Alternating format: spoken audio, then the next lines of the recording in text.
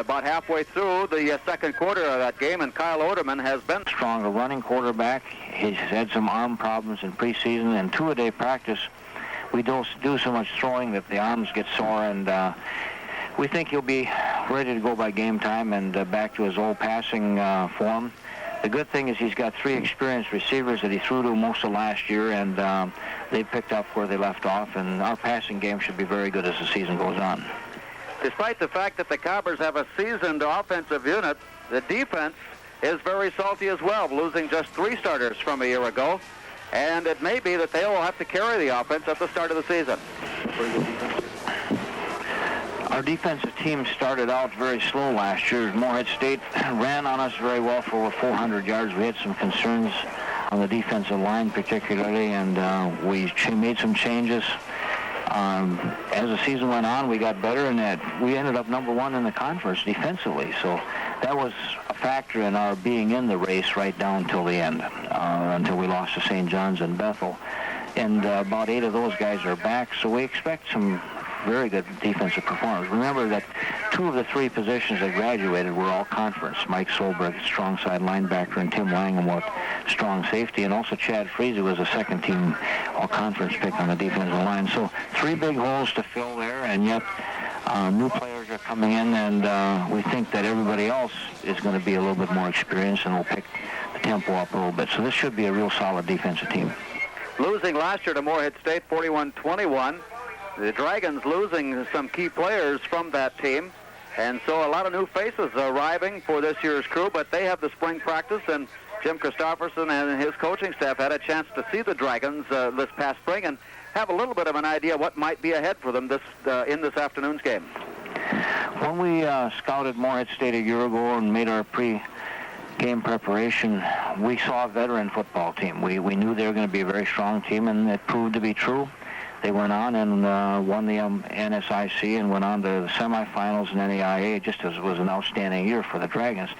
This year we have a little less to go on. A lot of new faces. We did see their spring game. Our assessment was that they're very solid defensively, a number of starters returning, and will be tough for us to move on, although we did score 21 points and move the ball at times fairly well against them last year. Our concerns and questions are with their offense. New quarterback, new running backs. They are a little bit new in the offensive line. Their strength maybe it would be in the receiving core right now, with Carl Zrud, particularly at wide receiver, being a dangerous threat at any time. So it's going to be interesting to see. We'll have to kind of feel them out and scout them as we go along, because we're not as sure about what they can do as we knew where their strengths were a year ago with all 3 backfield men. Jim Christopherson with us as we prepare for the 12th annual Crystal Bowl. It's Moorhead State at Concordia. A look at the starting lineups and the kickoff. After this, timeout.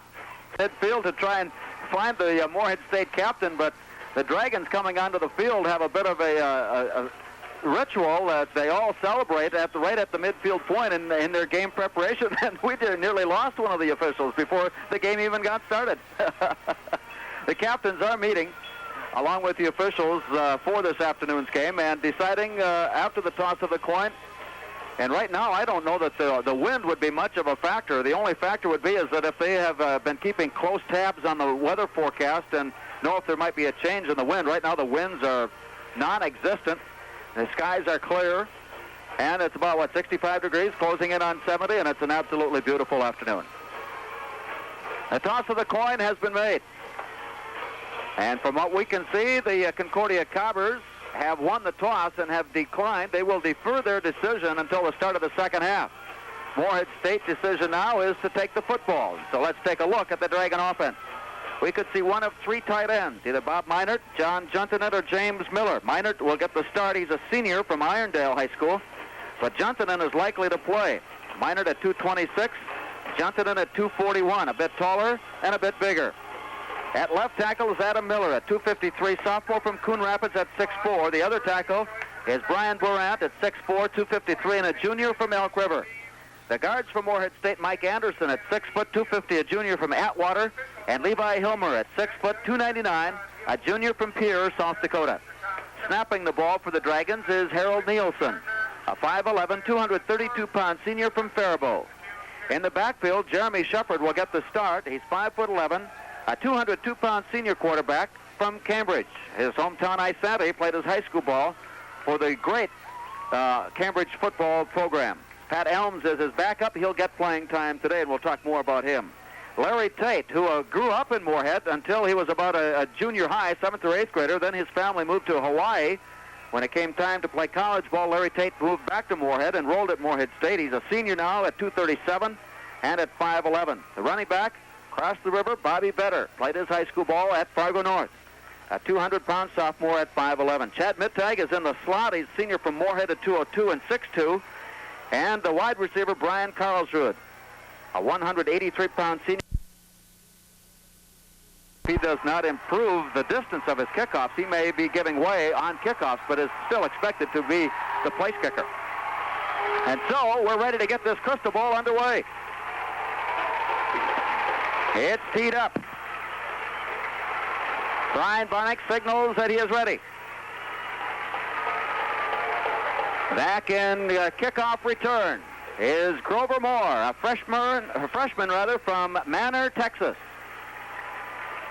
Grover Moore, a freshman from Texas. This kid can really fly. He's got great speed, and Michelle is really high on this kid, so we'll see what he can do right here. The signal is given. Now Moore is waiting at about the 10-yard line, now moving to about the 7, as Brian Barnick is ready. Crowds on both sides of the stadium on their feet. Brian Barnick approaches the kickoff away, straight up the middle of the field, and Grover Moore will take it at the 7. He's at the 10, the 15, the 20, escapes the tackle at the 25, across the 30, and it'll be first down Dragons at their own 32-yard line. Grover Moore doing a great job there of finding the seam and getting some yardage out of it. You know, he's not very big.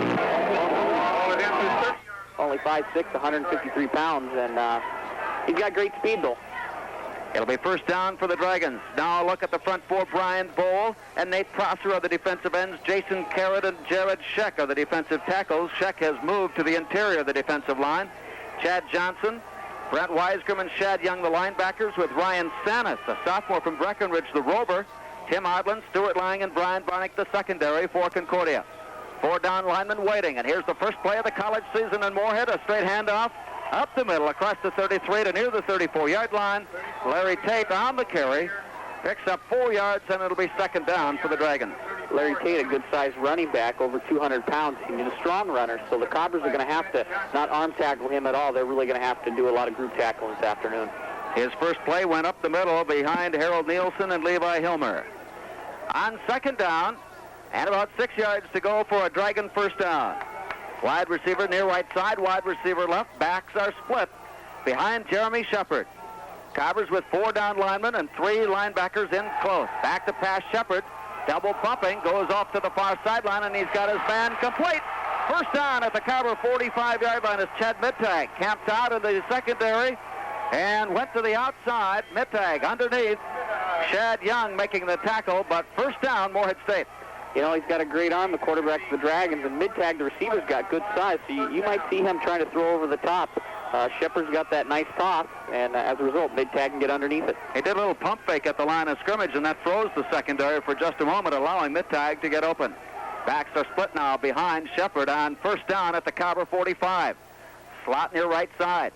Back to pass, now rolling near side, looking for the option, and Shepard loses the football, and the Cobbers have it back. Concordia has recovered the fumble, picking it up Shad Young. This time flying along the line, picked up the loose ball, and turnover number 1. And this was a strength last year for the Cobbers. The defensive line did a great job against the rush, and this was a concern for the Dragons early on, was Shepard's ability to run the option, and they tried it here, and as a result, turnover. And the turnover came not as a result of contact, but in the shuffle. You'll notice that an option quarterback will swing his arms around a little bit as he's carrying the ball, and it popped loose. So the Cobbers catch a break and have it first down at midfield. Going in motion right side, Torrey Langamo. Handoff straight up the middle, and the play is stopped for no gain, but good second effort. Gets it across midfield to about the Dragon 48-yard line, perhaps. And a gain of 2 will leave second down and 8. A look now at the Cobber offense. Nathan Merseth is the tight end. Wide receiver Torrey Langamo. He'll be teamed up with Sean McGee. Kyle Oderman is at quarterback with Mike Halverson and Eli Schuff in the backfield. A look at the line in a moment. Langemo will go in motion right side after an offset I formation. The call goes to Eli Schuff, and he is swarmed under and will lose a yard at the 49. A loss of a yard will bring up 3rd and 9. Tackles Noah Caron at 6'6", 260, a sophomore from Bemidji, and Tim Lowry at 6'4", 260, a senior from Sun River, Montana. The guards are Jade Boatman from Lake Park and Jed Seeger, a sophomore from Westbrook. At the center is Chad Schwartz, a 225-pound senior from Wilmer. The Dragons feature a very good nose tackle in Carl Plucker. 4 down linemen and 3rd and 9. Look for Kyle Oderman to try and find somebody open in the backfield. He'll drop the pass, turns, throws over the middle. He's got his man Eli Schuff. He makes the catch, but nowhere near the first down marker. Picking up 4 yards on the pass completion, and the Cobbers will be forced to kick away. Eli Schuff slipped as he caught the ball there, and actually it was a good read by Oderman, not trying to force the ball downfield, threw it underneath. He was wide open, but he slipped, and as a result, it's 4th and 5. We heard that the Dragon defense would be their strong part of the game, and they've come out and taken note. John Wesolowski at an end, Sean McClinton on the other side, Chris Hobala, Robert Ennedy at the tackles with Plucker in the middle. And we'll take a look at the secondary on our next defensive series for the Dragons. Right now, the Cobbers are forced to kick. And the Dragons have return men set up at the 10-yard line. There's the snap. Marcus Erickson, a sophomore from Hawley, gets a booming kick away, and it will end at the 1-yard line and roll forward into the end zone. I think he was trying to get the ball to turn over on it and bounce back onto the field, but this one rolled forward, and that's a touchback, bringing it to the 20-yard line. Market choice, plus air prices, and charters, group travel, hotels, and other travel information. Please give Kwame Travel a call.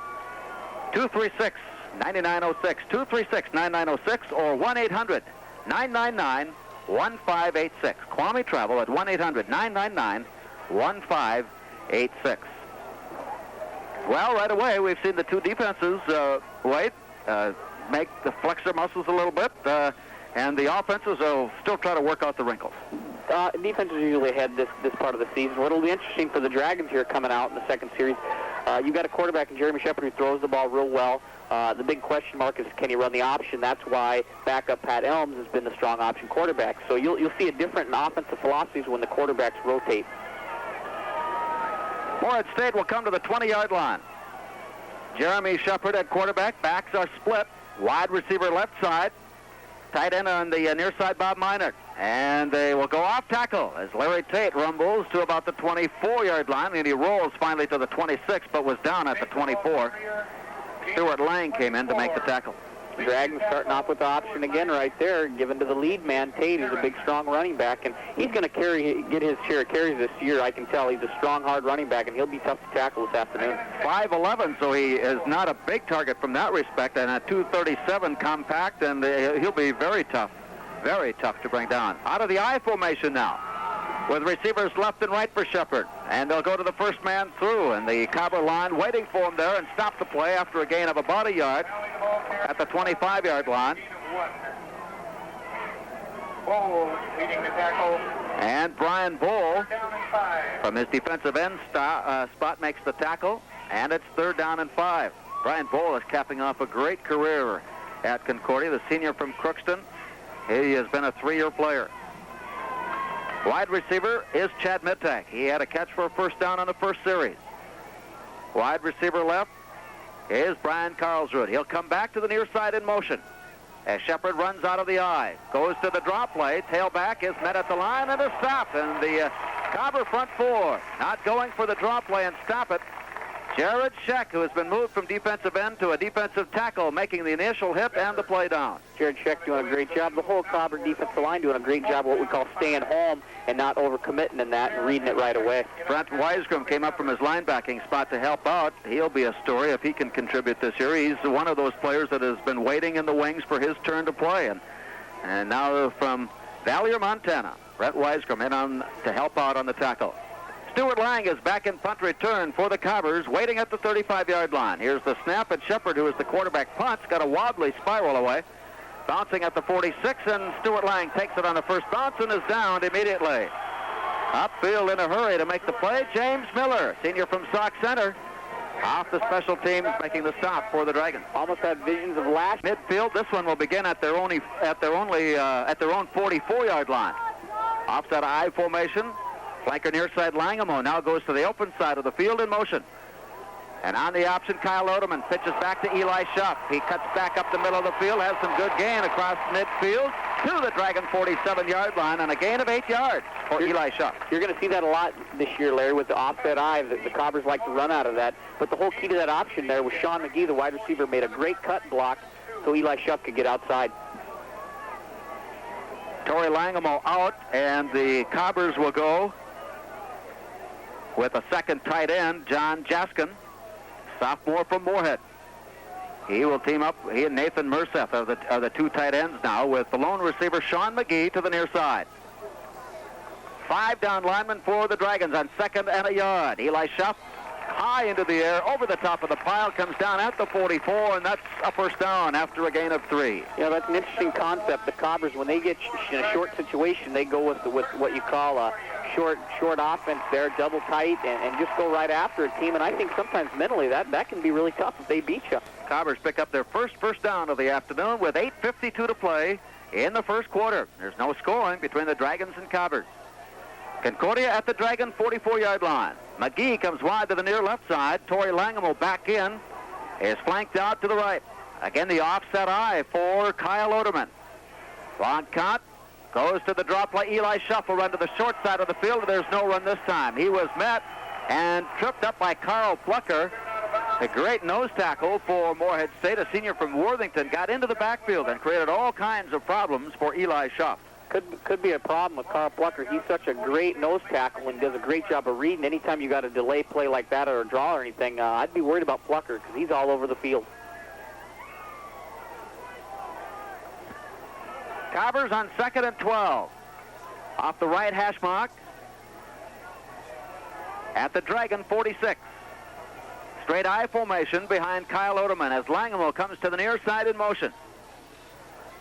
Down the line, and this time the play is stopped. Oderman kept his hands in. I think he wanted to pull it out, but it was pretty well wrapped up by then.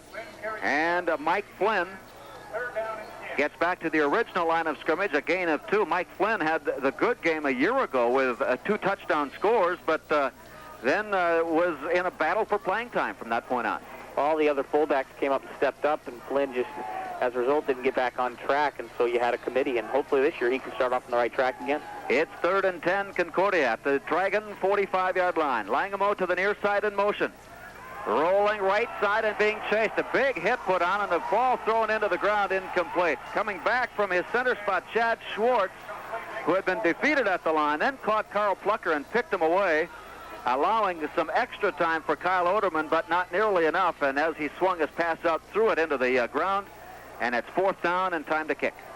As a result, though, it's amazing how the Dragon defense has done a great job here staying home on any play action plays, and they've just done a good job against the Cobbers. On 4th down, it'll be time to punt it away. Marcus Erickson stands back at his 41-yard line. Back in punt return, waiting at the 10.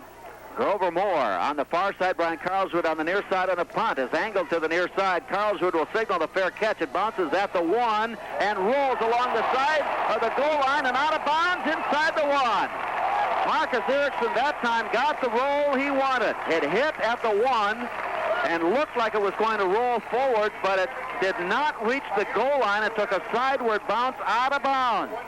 And so a great punt by Marcus Erickson to pin the Dragons inside the 1. And they have not had the good field position at any one time this afternoon. They took the opening kickoff, brought it out to the 30, picked up a first down in Cobber territory, but a short punt, or a fumble rather, gave away field position. And then on their second possession, unable to pick up a first down, punted away, and now they begin inside the 1 on their 3rd possession. Defensive front line ready for the charge. They'd like to get a hold of Shepard in the back if he could, but he angles off tackle and picks up about a yard to the 3-yard line. He was met by Brent Weisgrim and stopped. But what a great punt, Wade, by Marcus Erickson to pin the Dragons back. Again, Marcus Erickson, his second year, he did a great job last year with that strong leg, and he's done a good job here. The Cobbers have done a good job of the Dragons not getting great field position to start their offense. 2-yard gain out to the 3, and it's 2nd down and 8 for the Dragons. Brian Karlsrud will come wide to the near side. Backfield split. Jeremy Shepard at the controls, hands off, first man through, and the strong power running across the 5 to about the 6-yard line. And Pat Elms has come in now on this series to quarterback the Dragons. We knew that we would see him. I suspected we might see him maybe at the start of the second quarter, but he has come in on this third series of plays for the Dragons after Jeremy Shepard operated things on the first 2 series. I suppose with Shepard not getting much going right away, you might want to make a change, and Elms might be the option. 6'1", 205, a sophomore from Long Prairie, Pat Elms at quarterback for Morehead State. Wide receivers left on 3rd and 5. Tight end on the near right side. Backs are split, strong right. Back to pass Elms. It's lobbed up, and it's caught. A one-handed catch made by John Juntonen, and picks up a first down out near the 18-yard line. It was thrown behind Juntonen. He had to look back for the ball, reached up, left-handed it, hauled it in, gained 5 more, and the chains move up. What an athlete Juntonen. He doesn't look, he looks more like an interior lineman with his big size, but good mobility, good athletic ability there, grabbing it with one hand. The chains move up, and from the 19-yard line, it's a Dragon first down. They'll go to a pro set I formation as Karlsrud comes to the near side in motion. He will join Chad Mittag, but the play has taken too long, and it cost them 5 yards, or they may have taken the timeout. They may have taken the timeout, and the Dragons stopped play as they came up to the line and were so close to having that game clock expire on them that they chose to use the timeout instead. And so, with 5 minutes and 55 seconds to go here in the first quarter, the 2 teams are still looking for field position and trying to get an advantage. Madison Hotel and Courtney's Sports Bar and Comedy Club. Enjoy dinner specials Fridays and Saturday nights in the Red River Cafe. Comedy on Friday and Saturday nights beginning at 8 and again at 10:30 at the Madison Hotel and Courtney's Sports Bar. With this new clock rule in the NCAA, you have to have the clock at the end of the end zone. It's nice for the quarterback to look straight ahead, and you can tell if your time is running out. Elms is being smart for an inexperienced quarterback. Called timeout. Why take the 5 yards when you have an opportunity to drive right here? He has used one. He has 2 more remaining.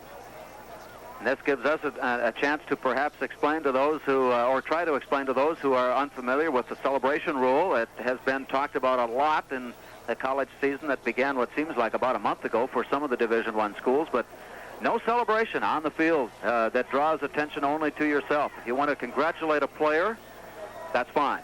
But the helmet stays on or the hands stay pretty close to the vest. So first down. Morehead State at their own 19-yard line. Pat Elms. Handoff, second man. Left side, Tim McGlynn, sophomore from Stillwater, works his way along. The 22 up near the 23-yard line, and they finally spot him down at the 25.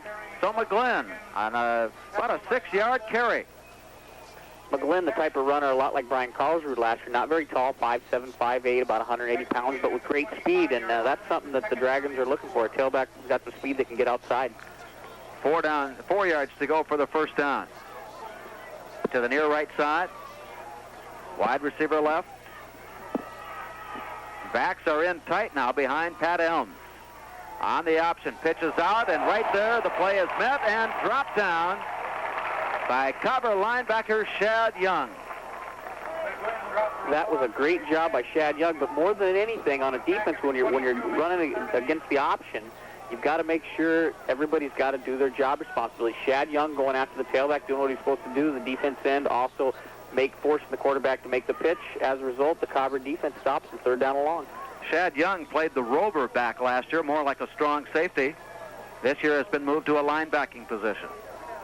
And I think he likes it. It is 3rd down and about 7 yards to go now for a Dragon first down. Still deep in their own territory at their own 21. Pat Elms is back, dropping. Under pressure, nearly caught, gets away, fires out on the far side. It is picked up. It is intercepted. First the hands of Tim Odland. Then Scott Smith comes in to complete the interception and a second Dragon turnover.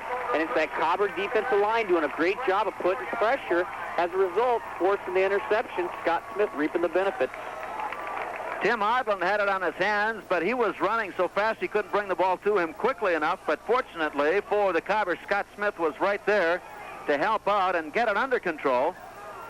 First a fumble by Jeremy Shepard, and now an interception thrown to Scott Smith, and the Cobbers have another golden opportunity. First down at the 25-yard line. Option, Oderman cuts back across the 20 to the 19, and a 5-yard gain for Kyle Oderman.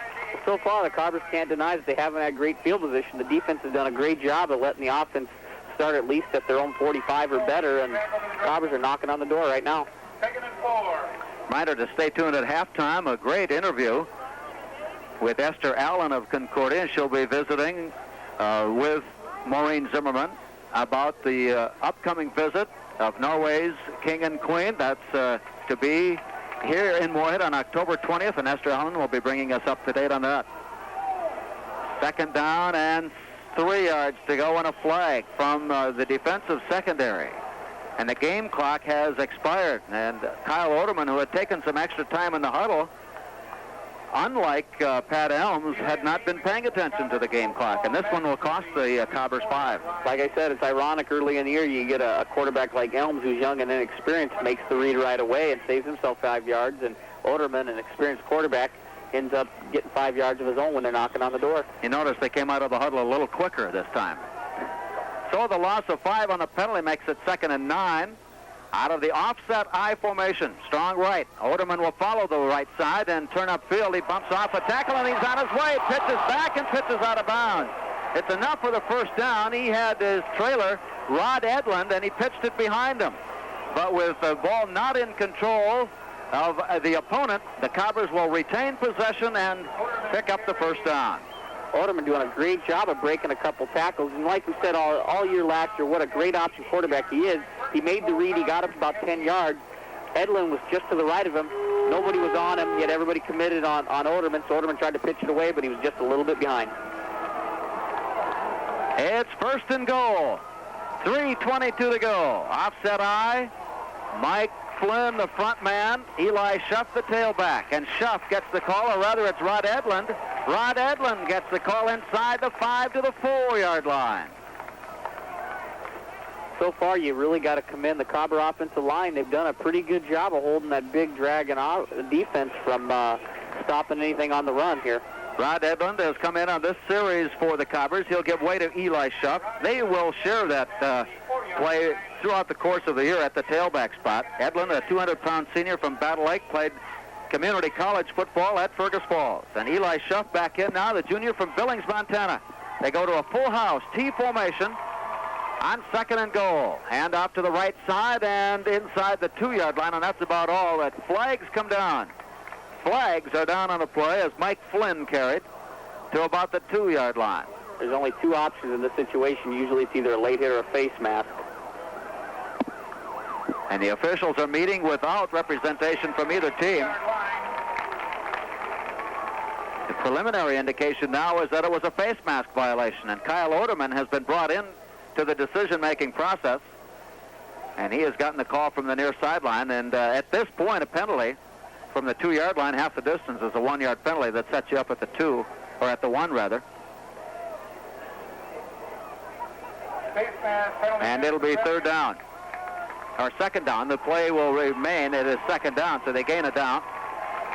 2nd down and goal from the 1. Full house tee for Kyle Oderman. Turns, hands off, right side, Mike Flynn, touchdown. Mike Flynn has scored the first score. He had success a year ago, and he gives the Cobbers a 6-0 lead with 2:32 to go in the first quarter. And it's just a power type of football here to score, taking advantage of a Dragon turnover. Like I said earlier, that Cobber offensive line experienced, and they're really a tight-knit group, and it's made a difference. They're blowing off the ball right now and doing a great job of opening some holes for them Cobber back. Extra point try waiting. Brian Barnick, the junior from Fargo South. Eric Bechtold will hold. They will spot it between the two hash marks, and Barnick, who comes in from the right side to kick. The snap is right there. The placement, the kick is up. It's end over end, and it splits the uprights. It's good. And the Cobbers take the early lead with 2:32 to go first quarter. It's Concordia 7 and Morehead State nothing. No matter what sports you... 5 convenient locations in Fargo-Moorhead. You're listening to the 12th Annual Crystal Bowl on 1280 KVOX, Morehead Fargo. 2:32, a one-yard run by Mike Flynn, and the Cobbers take the early lead after a Brian Barnick conversion, 24-yard drive. Capping off an interception by Scott Smith. And here's the Cobber kickoff. End over end, taken by Grover Moore inside the 10-yard line. He's out across the 20, and then takes a big hit and goes down at the 24. Cobbers are playing inspired now. Up the field on the special teams, Rob Wilcox, a junior from Minnetonka, was in on the stop. Grover Moore made the right read. There was a big hole, and then it just closed up in a hurry. The Cobbers doing a great job of swarming to the football, is what they say.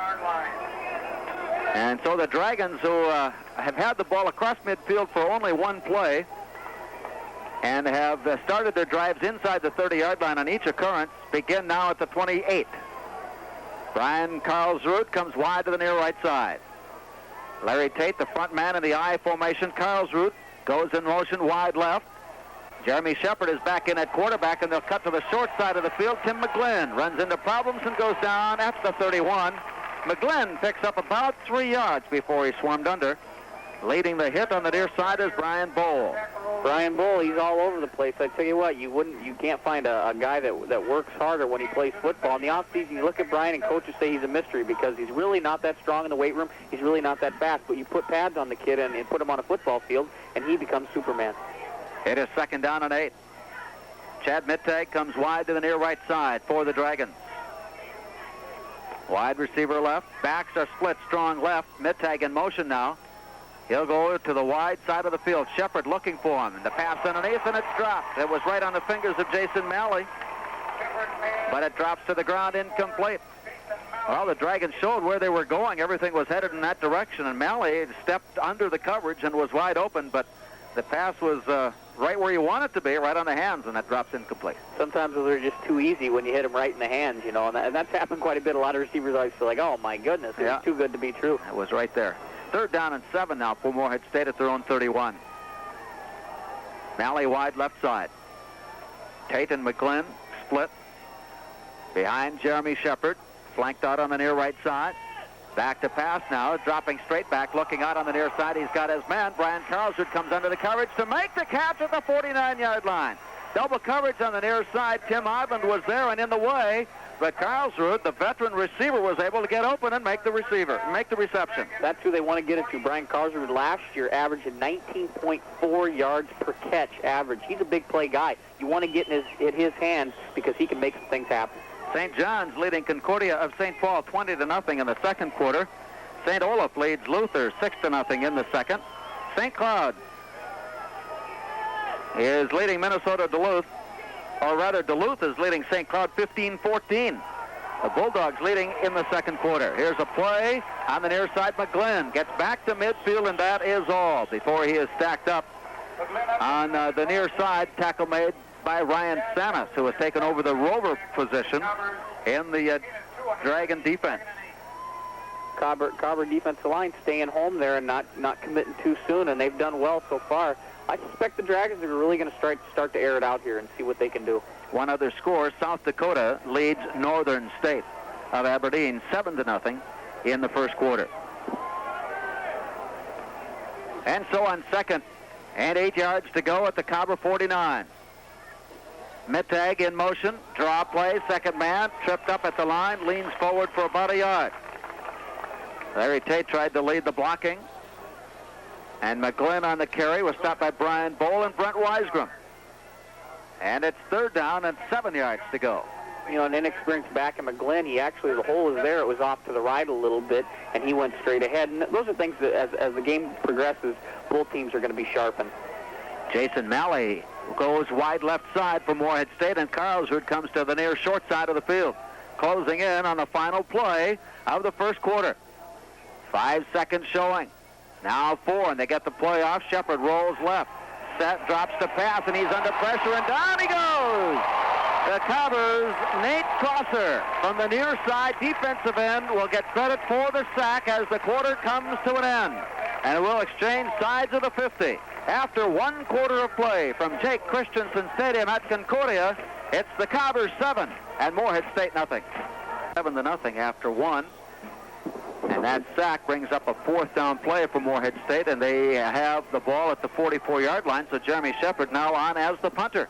And standing at his 29-yard line to kick away is Stuart Lang-Waite. Bit of a rush, but the kick away, angled to the near side, end over end, picked up on the high by Stuart Lang, who skips over one would-be tackler and gets it across the 30 to about the 32 before he's bumped out of bounds by Greg Hurt, who is a junior from Indianapolis and played community ball at Brainerd. So first down, Concordia, just inside the 31-yard line, and not bad field position. No, not bad at all. Most teams would be happy with it, but in this situation, this is the worst the Cobbers' field position has been all afternoon so far. Yeah, they've had the ball near midfield or inside of Dragon territory to start, so we'll have a chance to see what Kyle Oderman can do with a full field ahead of him. Torrey Langamo is wide left, and the option will keep. And Kyle Oderman squirts to the outside, looking for someone to give off to, and then got hit, may have lost the ball, did, and the Dragons have recovered. Well, he took one last chance at trying to find someone to pitch out to, and he wasn't there, and it cost the Cobbers the football.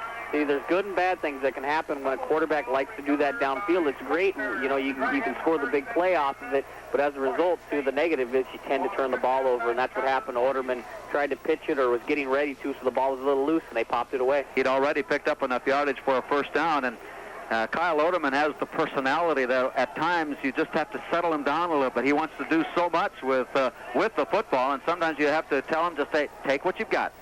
And so first down. Dragons now at the Cobber 40. By far their best situation of the afternoon. Trailing 7-0. Backs are split now, and Shepard drops to pass, looks up the middle, then goes to the right side and overthrows Jason Malley out on the right side, incomplete. Great read by Shepard in that situation. The Cobber cornerback stepped up and went man-to-man and tried to push him off the line, which is really tough because the Dragons have 2 receivers that are 6'2" and above, a little larger than the Cobber cornerbacks, which I think are 5'9", if I recall. Well, the Cobber secondary has learned a little bit. Shepard was very successful the first time he dropped and did that little arm fake, and he froze the secondary. This time the Cobbers did not go for that, and they stayed right with the receivers. Now out of the I formation on 2nd and 10. Dragons at the Cobber 41. Shepard with a long count. Turns, hands off, not much room, and no room at all. It goes down right at the 40-yard line. Grover Moore on the carry, and the tackle made by Jason Caron, a junior from Bemidji. Makes his home near LaPorte, but played his high school ball at Bemidji, and Jason Caron, who is looking for a banner year. One of the 2 Caron brothers playing at Concordia this year. Noah on the other side of the line of scrimmage. Grover Moore, not the average-sized running back at 5'6", 5'7", 150 pounds. He probably doesn't carry the ball that much, but he's their big play guy, I'm sure. Matt Ulrich now the fullback for the Dragons, a sophomore from Little Falls at 210. Standing in front of Grover Moore, and Moore will get the call. He's caught, but slides past the tackler, turns upfield, caught inside the 30 at the 28-yard line. Looks like he has the first down. Grover Moore, the elusive Grover Moore, picking up about 10 before the tackle made on the near side by Jared Scheck. Think about Grover Moore. You can tell he does a great job of reading off his blocks, and that was the whole key. Instead of drawing out and trying to run around, he waited for the blocks to progress, cut upfield as a result, get some great yardage. He started the game as the kickoff and punt return, but Grover Moore getting some playing time now at the tailback spot. Dragons move their tight end from left to right. The formation split behind Jeremy Shepard with receivers wide left and right. Handoff right up the middle. Ulrich has a good hole, big hole in fact, inside the 25 to the 20 and near the 17-yard line, which should be enough for a first down. Quick opener right side. Matt Ulrich, first down. And that situation with the split backs, I think the Cobbers are trying to respect Grover Moore, trying to go outside, and the option worked well, given to the lead man. The chains move up. Brian Karlsrud is wide. Well, Karlsrud not on the field now. We have Jason Malley wide to the near left side and Chad Mittag wide to the right. Backs are split. Closer in behind Shepard. The pitch out comes to Grover Moore. He's being chased and caught, but gets away. He's up the sideline, turns loose, rambling down to the 1-yard line, and it's 1st and goal, Dragons. Grover Moore doing a great job of reading his blocks, eluding some tackles, and cutting back. He's the kind of back what you call he cuts grain. He likes to cut back. And as a result, the Cobbers are going to have to be honest when they come in their pursuit for tackling. Grover Moore, a very elusive running back. He was stopped for minus yardage, but was able to escape. And I'm sure that Brent Weisgrim felt he had, or Chad Johnson felt he had him all wrapped up. It was just a matter of bringing him down. But Moore got away and ended up rambling all the way to the 1 where it's 1st and goal. Timeout, Dragons. And the Dragons will use a second timeout. They still had 4 seconds left on the play clock. But rather than risk losing 5 yards down in, a second timeout has been taken. 12:45 to go. Dragons are threatening, trailing 7-0 to Concordia. For pizza, it's Pizza Patrol. Quick feet. He is able to make them work. Even when he's stopped, his feet are moving, and he isn't ever quite brought under control. Exactly. With his size, he can't take the punishment, and so he's smart, and he does a great job of being elusive.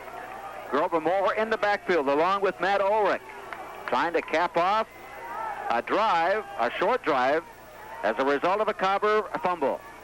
In motion now, Karlsrud.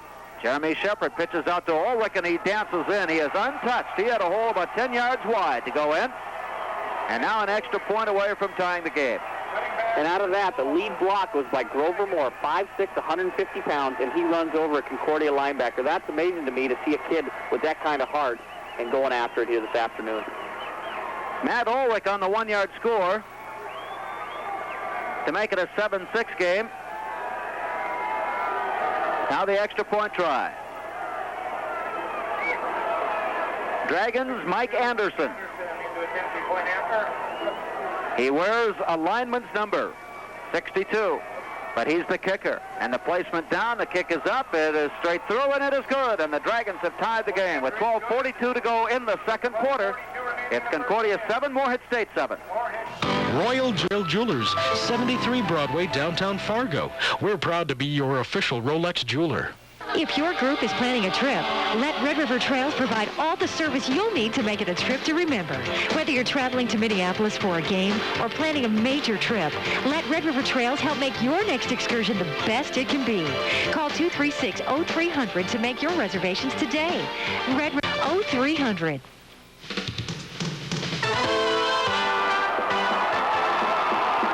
Dragon kickoff comes to Rod Edlund at the 20, angles up the field across the 30, finally across the 40-yard line. A 21-yard return by Rod Edlund to set up good field position for the Cobbers. The Dragons scoring drive, 2 minutes and 4 seconds, 6 plays, and 40 yards. That came after a Kyle Oderman fumble at the 40.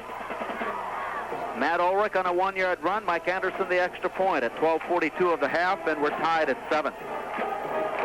So now the Cobbers from their own 42-yard line after a great return by Rod Edlund. Set things up out of a offset I formation, and Kyle Oderman rolls to the near side, shoots one complete. Across midfield 45, Torrey Langamo inside the 40 at the 39-yard line. Former walk-on at the University of Minnesota, Torrey Langamo with the catch and a first down at the Dragon 39. Torrey Langamo, there's nothing but great things to say about this kid. He does a great job in the clutch. They like to go to him in the clutch, and he's got great hands, and he makes the catch. Kyle Oderman reading the secondary and making the play under control that time as Sean McGee is in now, wide left side, and Langamo is flanked out to the near right. In the backfield, front man, out of the eye is Mike Halverson, and the pitch comes out to Eli Schuff, who turns the corner and flies in the air and down at the 32-yard line. Head over heels, Eli Schuff with a spring over the top of a would-be tackler and then out of bounds at the 32 and a gain of 7 yards. Eli Schuff has got great feet, and he's so quick, and he runs so hard for a little guy. And I tell you what, he's not afraid to get that extra yard. It is second down and 3 for the Cobbers at the Dragon 32. 12:07 to go, first half. Offset I. Receivers left. Oderman, short side of the field, takes a hit, hangs on, and down he goes at the line of scrimmage. Carl Plucker was there, and the initial hit made by Casey Johnson, Jr. from Richfield. Dragons doing a great job of reading the option right away and snuffing it out and going after. They were double teaming Oderman there in that situation. They didn't have their read guys. They just went after him. Aaron Krenz also in on the stop. He's a sophomore from Wheaton, one of two Krenz brothers playing for Moorhead State, nephews of the late Joel Krenz, who was an assistant basketball coach at Moorhead State, and we sure do miss you, Joel. Back to pass. Kyle Oderman looking out on the near side has Torrey Langamo, and it is incomplete. He tried to duck underneath. He tried to scoop it off the turf, and he gets no argument from Langamo. It slipped through his fingers. The official right there making the call incomplete. 5-step drop for Oderman, and that was a pattern run 11 yards back to 9. And it's a safe pass because usually it's intercepted very rarely in that situation. Usually it works out to the offensive advantage, but here it did. Sets up a 4th down play, and the Cobbers are in 4-down territory. Trying to pick up a 1st down. They've got about 2.5 yards to go. They need to get it to the 29-yard line. Back to pass. Setting up and throwing over the middle. It is incomplete and intercepted. Picked off by Krenz at the 20-yard line. Heading to the far sideline and out of bounds. Jeremy Newton on the interception for Moorhead State. Former Spud player at Moorhead High got the tip football and brings it out across the 35 to the 37. Jeremy Newton, a good-sized free safety at 6'2", 200 pounds, and he definitely was a great player in high school, and he's done a lot for the Dragons here, coming up with a big play for the Dragons. Came out of high school as a quarterback, played receiver his first 2 years, went to free safety last year, and he's got a job. Now to the I formation, our 3rd turnover of the afternoon. 4th turnover of the afternoon. 2 by either team. Here's the deep pitch out to Grover Moore, waiting for the blockers, turns back against the grain, is caught but gets away. And finally gets back across the line of scrimmage for a gain of 3 yards. He ran 15 yards back and 18 yards forward to pick up 3 yards. Grover Moore trying to make something out of nothing and doing a great job, actually, of getting some yardage out of it. He's just real elusive, and looks like the Cobbers are going to have to make sure to contain it and not overcommit on their tackling. He will take a breather. Grover Moore heads to the sidelines as Pat Elms is back in at quarterback for the Red and White. Moore is carried to the 40, sets up 2nd and 7. Elms brings Malley wide to the near left side and Medtag wide right. They'll go to the pro set. And Medtag back to the near side in motion now, and the draw play will go to McGlynn. Tim McGlynn heads upfield. He's got the 1st down. Across midfield to the Cobber 49-yard line. And right now, Dragons look like they can do no wrong. Dragons are going off tackles, what they're doing, and they're cracking down. The receiver in motion is cracking down on the end, opening it for the backs who can get outside. And as a result, they're getting some yardage. Chains move along to the Cobber 49-yard line. Game all tied up at 7. 10:14 to go, first half. Cobber scoring first after a turnover. Dragons scoring after a Cobber turnover.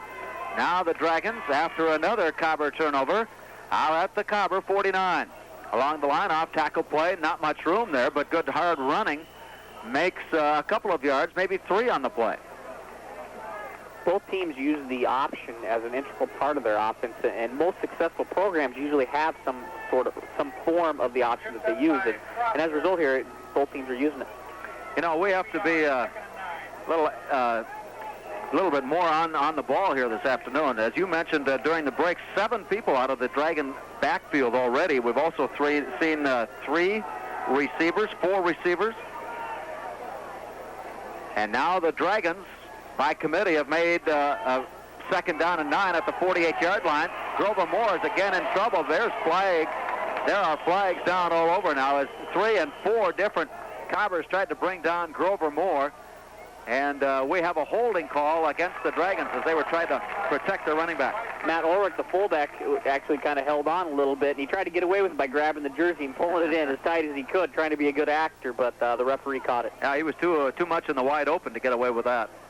So the discussion made. The play was stopped for minus yardage at the Dragon 49-yard line. It may be that the Cobbers will be content with that play, and for once they were able to bottle up Grover Moore and actually had him surrounded with no place to go. Well, what they're doing is they're getting in the backfield early on and forcing Grover to make some decisions early. He'll be really tough to tackle if he gets in the secondary because he's so elusive and so explosive. That's what we saw on the drive when they scored.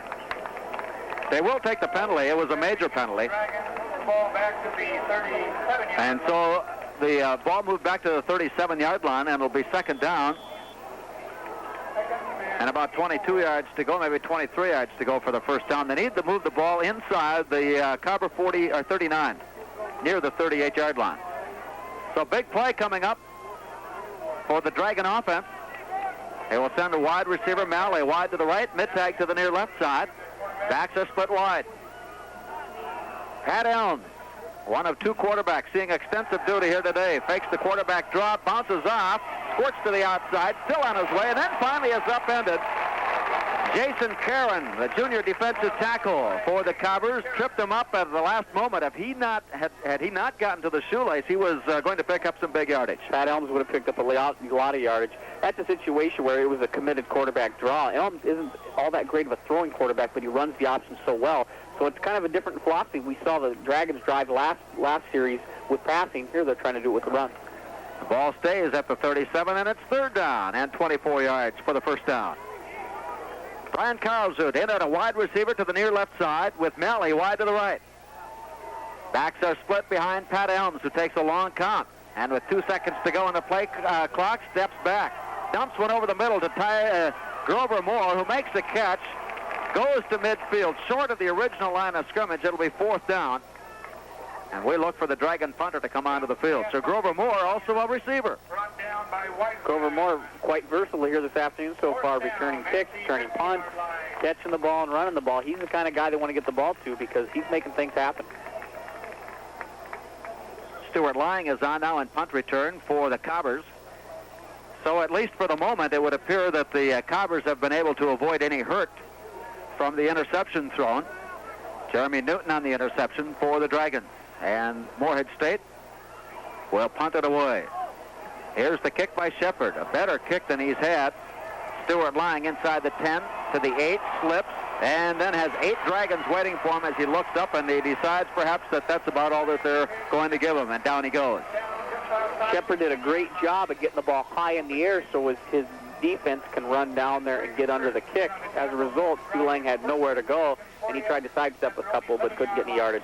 The game of field position that had favored the Cobbers at the start is now favoring the Dragon defense. The Cobbers have it first down at their own 11-yard line with the game tied at 7 and the scoreboard showing 7:07 to go. The Super 8 Motel, it's a mini vacation if you're visiting from out of town or if you're just staying overnight. The Super 8 Motel in Moorhead. Give them a call at 233-8880. The Super 8 at 233-8880.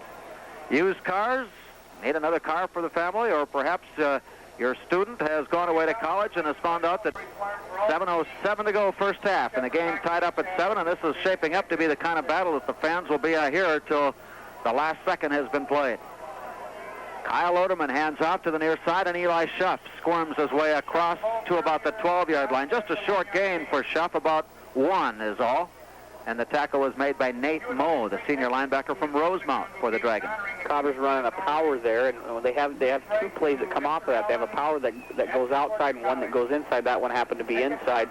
Got a couple yards off it. But that's something they're going to try to use a little more this year with their experienced linemen blowing guys off the line. Second down and 9.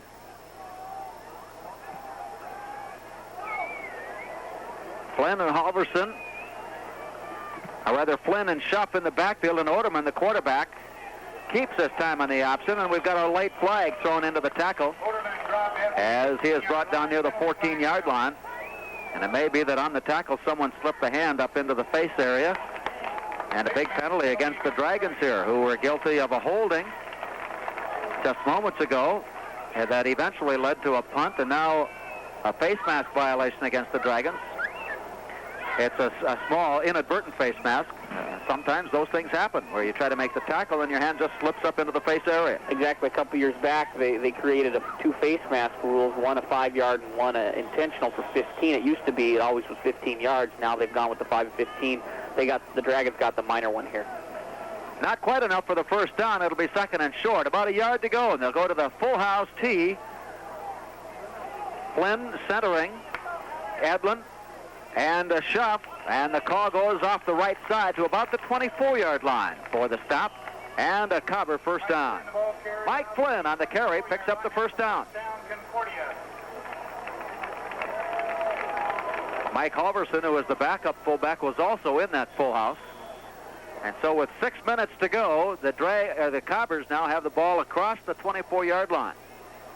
They began this drive at the 10. Sean McGee goes wide left. Torrey Langemo sets up in the slot. Kyle Oderman takes a snap and rolls left side. Waiting for the blocks. He'll head out now. Throws and has his man at the first down marker. It is caught and complete for the first down at the 35-yard line. That's what the Cobbers call a waggle when they play action. The two backs go the other way, and Oderman rolls to the opposite side, and you've got two receivers. Your main receiver usually being your deep threat, and your underneath receiver your second look. Second down and inches. Oh, he came up inches short. It looked like he had his foot nearer the 35-yard line when making the catch, but on the curl pattern came in just under the first down marker, so second down and less than a yard. 5:39 remaining. Full house T backfield again for the Cobbers, and they're close in behind Halverson. And the play comes to the right side. And again, they have the first down. Strong power running. So far, they've been a right-handed team in that short yardage situation. Jed Seeger and Tim Lowry along the right side to open the hole and make room for the first down. You know, it's interesting the Cobbers have used this tight T that they use in short yardage situations right in the middle of the field. And they've done it for a couple years now, and it's been real successful. And I think they're going to continue to use it. Now at the 32-yard line, Sean McGee comes wide to the right side.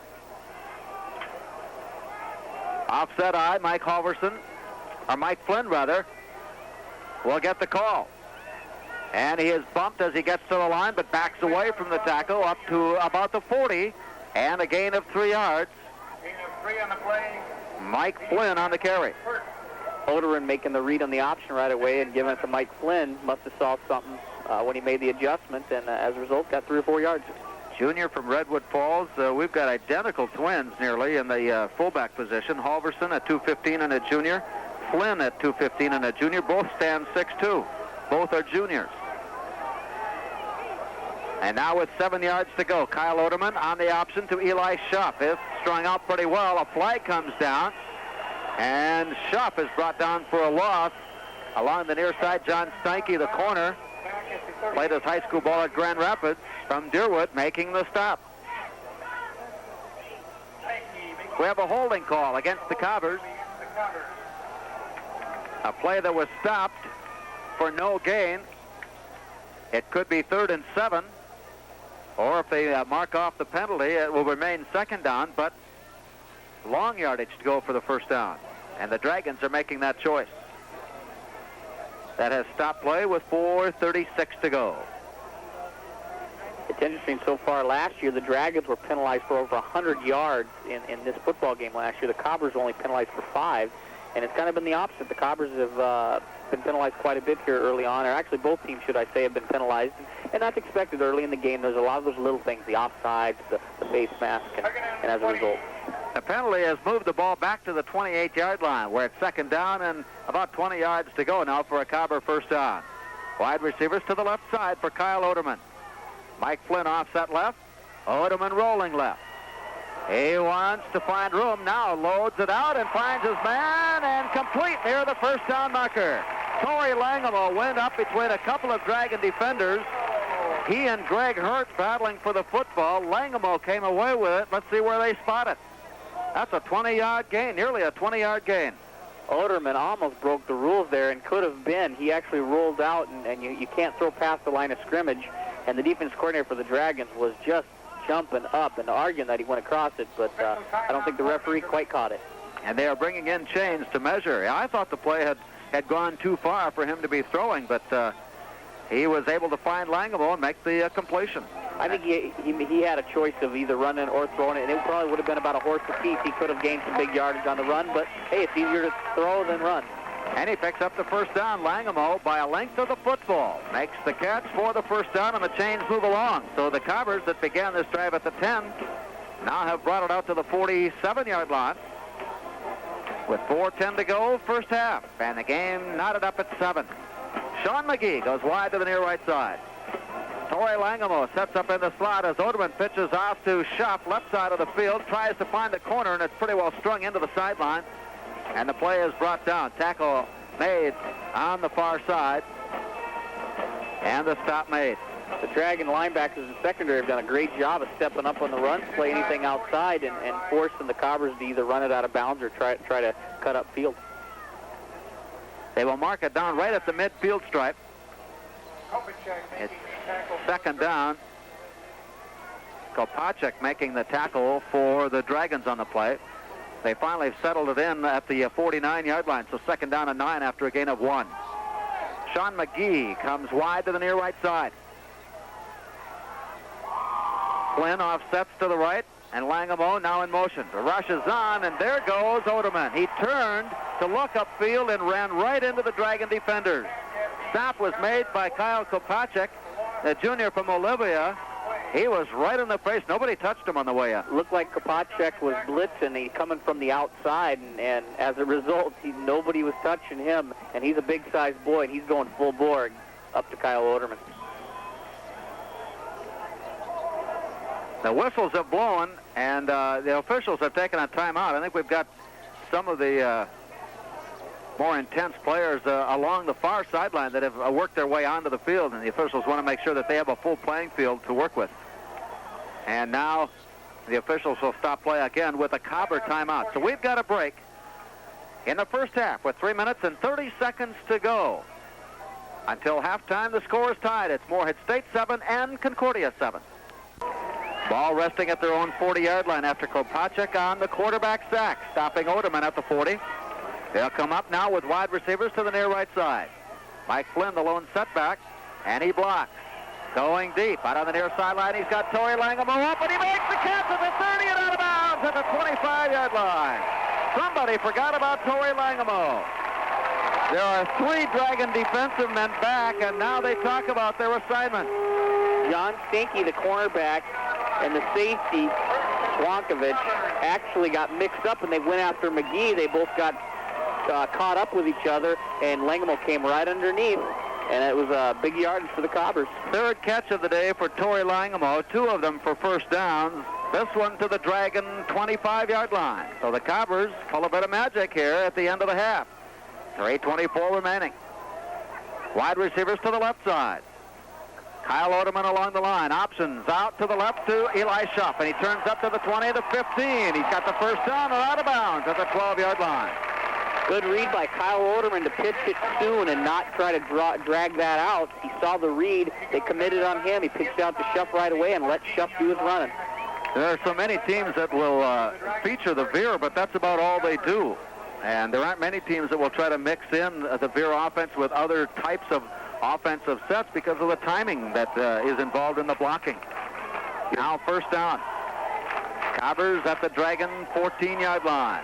Sean McGee wide to the near right. Merseth and Jaskin in at double tight ends. Here's the handoff.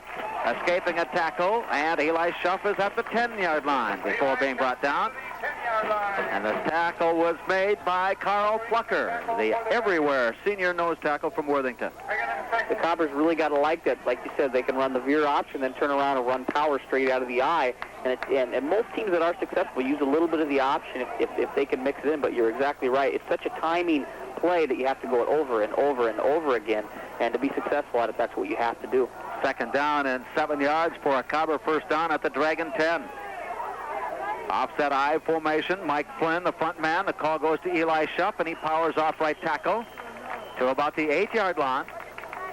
And the stop was made by Casey Johnson, junior from Richfield for the Dragons. And that brings up third down and about 4.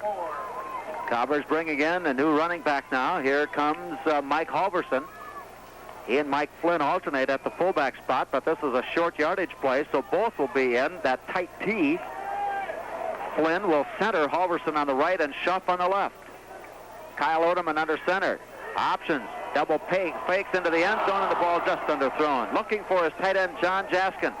And Kyle Oderman came up with a little double pump fake that had everybody guessing for just a moment what was going to happen. He spotted Jaskin, but the pass was underthrown, and the officials have a timeout. Now we have an injured Cobber player who has rolled over, and Chad Schwartz, the center, and if he has injured one of the two hands, that's going to make for a tough job. He's the guy responsible for getting the play started. He is up now and off on the near side, but we may have to bring in a new center. And for the Cobbers, trotting onto the field, Tom Fox, a sophomore from Glendon.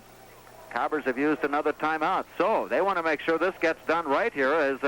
Is it a chance that I guess on 4th down? It's not likely they'll go for the big one. They'll try to kick it in.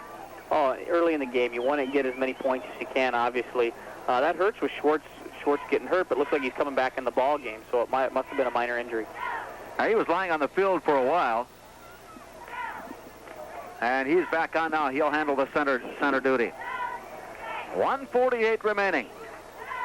The Cobbers, with that timeout, have stopping play to set up their play call at the Dragon 9-yard line. Royal Jewelers, life is full at special occasions with birthdays and anniversaries and weddings, and special times deserve special treatment. Stop in at Royal Jewelers in downtown Fargo. Field goal try from Brian Barnick. So after the Cobbers have moved from the 10-yard line to the Dragon 10-yard line, here's the snap for the field goal try. Barnick puts the kick up and through. It's good. Stopping the clock with 1:43 to go. In the first half, it's Concordia 10 and Morehead State 7. Sportland, specializing in team uniforms and custom screen printing for your club, organization, or anything that needs that special look. Sportland also carries all local. Ready for the Cobber kickoff. 1:43. The field goal by Brian Barnick gives the Cobbers a 10-7 lead. Brian Barnick on now for the kickoff. The approach and the kick away, end over end. Angling off to the far side, Grover Moore will field it at the 5-yard line. The speedster heads up to the 15, reverses to the 15, the 20, and then he is swarmed under. We have a flag thrown in as Grover Moore changed directions 2, then 3, then 4 times before he was finally stopped. And the tackle made by Shane Hansen, and it's been kind of his job today to take care of Grover Moore. Situation is probably either holding or face mask, because usually those are the only two common factors in and it's a holding call against the Dragons. And you can hardly blame the offensive linemen because they don't know what Grover Moore is doing behind them. They're still trying to get used to him and all of his moves and all of his speed and every which direction that he'll run.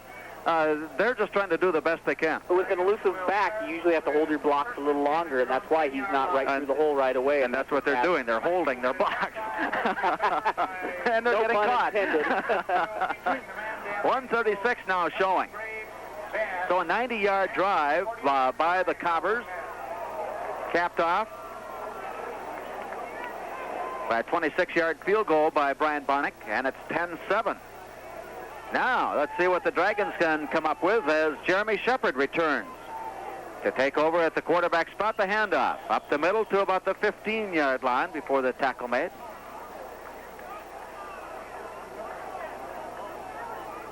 Larry Tate on the carry, and that's the first time we've heard his name early on in the game, or since early in the game. He's a big, strong back, and you'd think he'd be the big fullback they'd use. Ryan Sanas again in on the stop. So the 4-down lineman for the Cobber defense on 2nd down and 5 with the play back to Larry Tate. Cuts against the grain, and another penalty flag is thrown as Tate works his way near the 1st down marker at the 20. But a play coming in on the backside. Looks like it could be a holding play again against the Dragons. So penalties have hurt both teams a little bit here so far this afternoon. It is a holding penalty, and that will nullify an otherwise fine run by Larry Tate, who had picked up what looked like a 1st down. I guarantee as the year progresses, Larry Tate will be a good, strong runner, 4 or 5 yards of carry, and you got to like that if you're a coach because it eats a lot of time off the clock, and he's durable. He can carry the ball 35, 40 times a ball game, so the Dragons are going to be in great shape. Yeah, they've got a pretty good combination, a pretty good situation there where you've got Tate who can pick up those 2, 3, and 4 yards, and you've got Moore who can break it open. You got to love it when you have a committee like that, and they're, like I said, we talked about earlier, you got 7, 8 guys running in there. It's more than a committee. That's a team. We're under the 1-minute mark in the first half. The Cobbers holding a 10-7 lead on Morehead State after a Brian Barnick field goal. Brian Carlsrud comes wide to the near left side for Jeremy Shepard. Chad Mittag wide to the right side as Shepard drops to the end zone to pass. Floats one out on the right side for Larry Tate. He makes the catch, is hit, and brought down at the line of scrimmage. No gain. Ryan Sanas along the far side. He's getting an initiation into college football this afternoon. It's interesting. Both teams' defenses have done a great job of tackling. None of them have arm tackled. They've done a great job of swarming to the football. And that's something both coaches will be happy about when they watch the films, because last year both teams kind of lacked that a little bit, and the Cobbers are really concerned about that, and they turned things around. But both teams so far this year have looked pretty good. Scott Smith has joined the defensive secondary now for Concordia on this fourth down play. 33 seconds to go. And they're going to run on fourth down at their own 10-yard line. Here's the draw play. And it stops at the 14-yard line. I wonder if the down marker wasn't right on that. I think that should have been a third down play, shouldn't it? It was a third down play, and there was definitely a foul up there, it looks like. Yeah, the marker on the far side had indicated fourth down, but now they are moving it up, and it will be fourth down. And that will bring on the punting team after the Cobbers are able to hold. And so the Dragons will have to kick from near their end line. Stuart Lang is back in punt return, waiting at midfield. In that last play, Matt Laughlin, it was kind of interesting. He got hit by number 76, Ryan Tyson, and Tyson obviously about 150 pounds heavier, but what a great job by the Cobber defensive back to kind of hold his own. The Cobbers will have a chance, barring some unusual twist, to get the ball back and in good scoring position. Jeremy Shepard standing right on the goal line. Here's the snap. It's on the mark.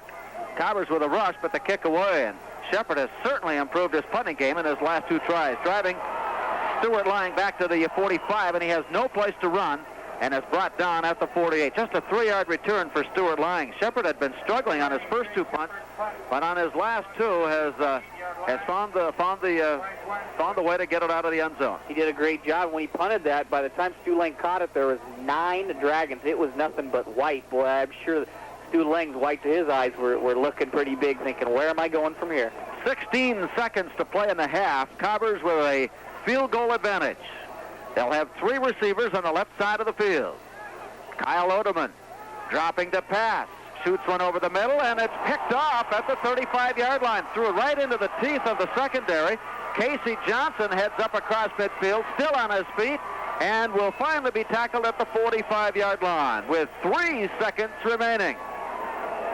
Well, there was absolutely no receiver in the vicinity to catch the football thrown by Kyle Oderman. There were 3 Dragons that all had better chances than any Cobber receiver, and Casey Johnson picks up the interception. A lot of visions of last year, Larry, when Oderman forced the ball late in the first half against St. John's and gave up the turnover and gave up 7 points to end at the half and kind of gave St. John's momentum. So with 3 seconds left, I know you try to sneak by and get the big play, but a lot of times you might want to just eat that clock and get in halftime and talk about it.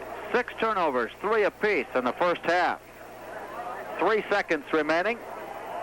See if the Dragons try to go for the end zone here on the final play of the half. Jeremy Shepard is under center. I formation, 3 receivers in the formation, 2 left, 1 right to pass. Shepard steps into the pocket, comes up over the middle, and this one is tipped and picked off at the 12-yard line. It will not be returned, and that is the end of the first half of play. As Scott Smith returns the favor with an interception of his own for Concordia. And so the first half finds the teams heading to the locker room with the score of Concordia 10 and Morehead State 7. Hi, this is Ed Schultz. Is your bank giving you free check blanks? If not, switch your checking account to VIP. Courtesy of Concordia College. All of this made possible by American Crystal Sugar, sponsoring the 12th annual Crystal Bowl. And we're locked up in a great football battle between these crosstown rivals. And at the half, Concordia has the advantage, 10-7 on the strength of a 25-yard field goal from Brian Barnick. The Dragons, which had won the toss of the coin at the start of the game, deferring their decision, or Concordia rather, deferring their decision until the start of the second half, and the Cobbers will receive. And Morehead State will kick off. The kickoff duties belonging now to Chris Shannon. Shannon is a sophomore from Elk River. place kicking in the first half for Morehead State. Mike Anderson did the extra point try. So Chris Shannon on to kick off. And our second half is underway. It's a low kick, sidewinding to Eli Schuff at the 10-yard line. He's at the 15, the 20, the 25, and down at the 27-yard line, taking the hit initially from Darren Josephson, a sophomore from West Fargo. And we're starting to see some of the West Fargo players who participated on that state championship team from a couple of years ago beginning to get a lot of playing time at the respective colleges. On the local side, and that's a great thing. Concordia, Morehead State, and NDSU reaping the benefits of that great team a couple years back. It'll be first down for Concordia to start the second half with a 10-7 lead at their own 27. Off the offset I formation with receivers left and right. Eli Schuff gets the call, and he burrows across the 32 to about the 33-yard line, and a gain of 5 for Eli Schuff to start the second half. And that's what the Cobbers would like to do now, is to control the line of scrimmage, and if they do not throw a pass in the second half, I think that would be right up their alley. Oh, exactly. You'd like good, long, sustained running drives, and there again, they use that power up the middle, and that's something they didn't get much out of in the first half, and they're hoping to get something out of it here in the second. Sean McGee goes wide to the right side with Torrey Langamo wide to the near left. Mike Flynn, fullback, offset strong right. Back to pass, Oderman over the middle, complete to Flynn out of the backfield, and he angles, and he'll be close to that first down marker. He was dropped short, but managed to lean away from the tackle and may have picked up the first down. He was wrapped up by Casey Johnson, who had just an outstanding first half for Morehead State. And now we check to see, and it is a first down with the nose of the ball right at the 38-yard line. So the chains move up, and the Cobbers pick up a first down on their initial series. A long-earned pass play there with the fullback coming out, and Oderman doing a great job of dumping it off up the middle and getting that extra yardage. Mike Flynn with the reception, and he becomes the fourth receiver to catch a ball for the Cobbers this afternoon. There goes McGee in motion to the tailback. Eli Schuff picks his way through the line across the 45 to the 46-yard line. A gain of 8 yards on a bit of nifty running by Eli Schuff. Again, they went to that power play, and the key to that is your fullback's coming right through. He's not faking or anything. He's just a lead block man, and so he gets to what they call pancake the linebacker and go full bore.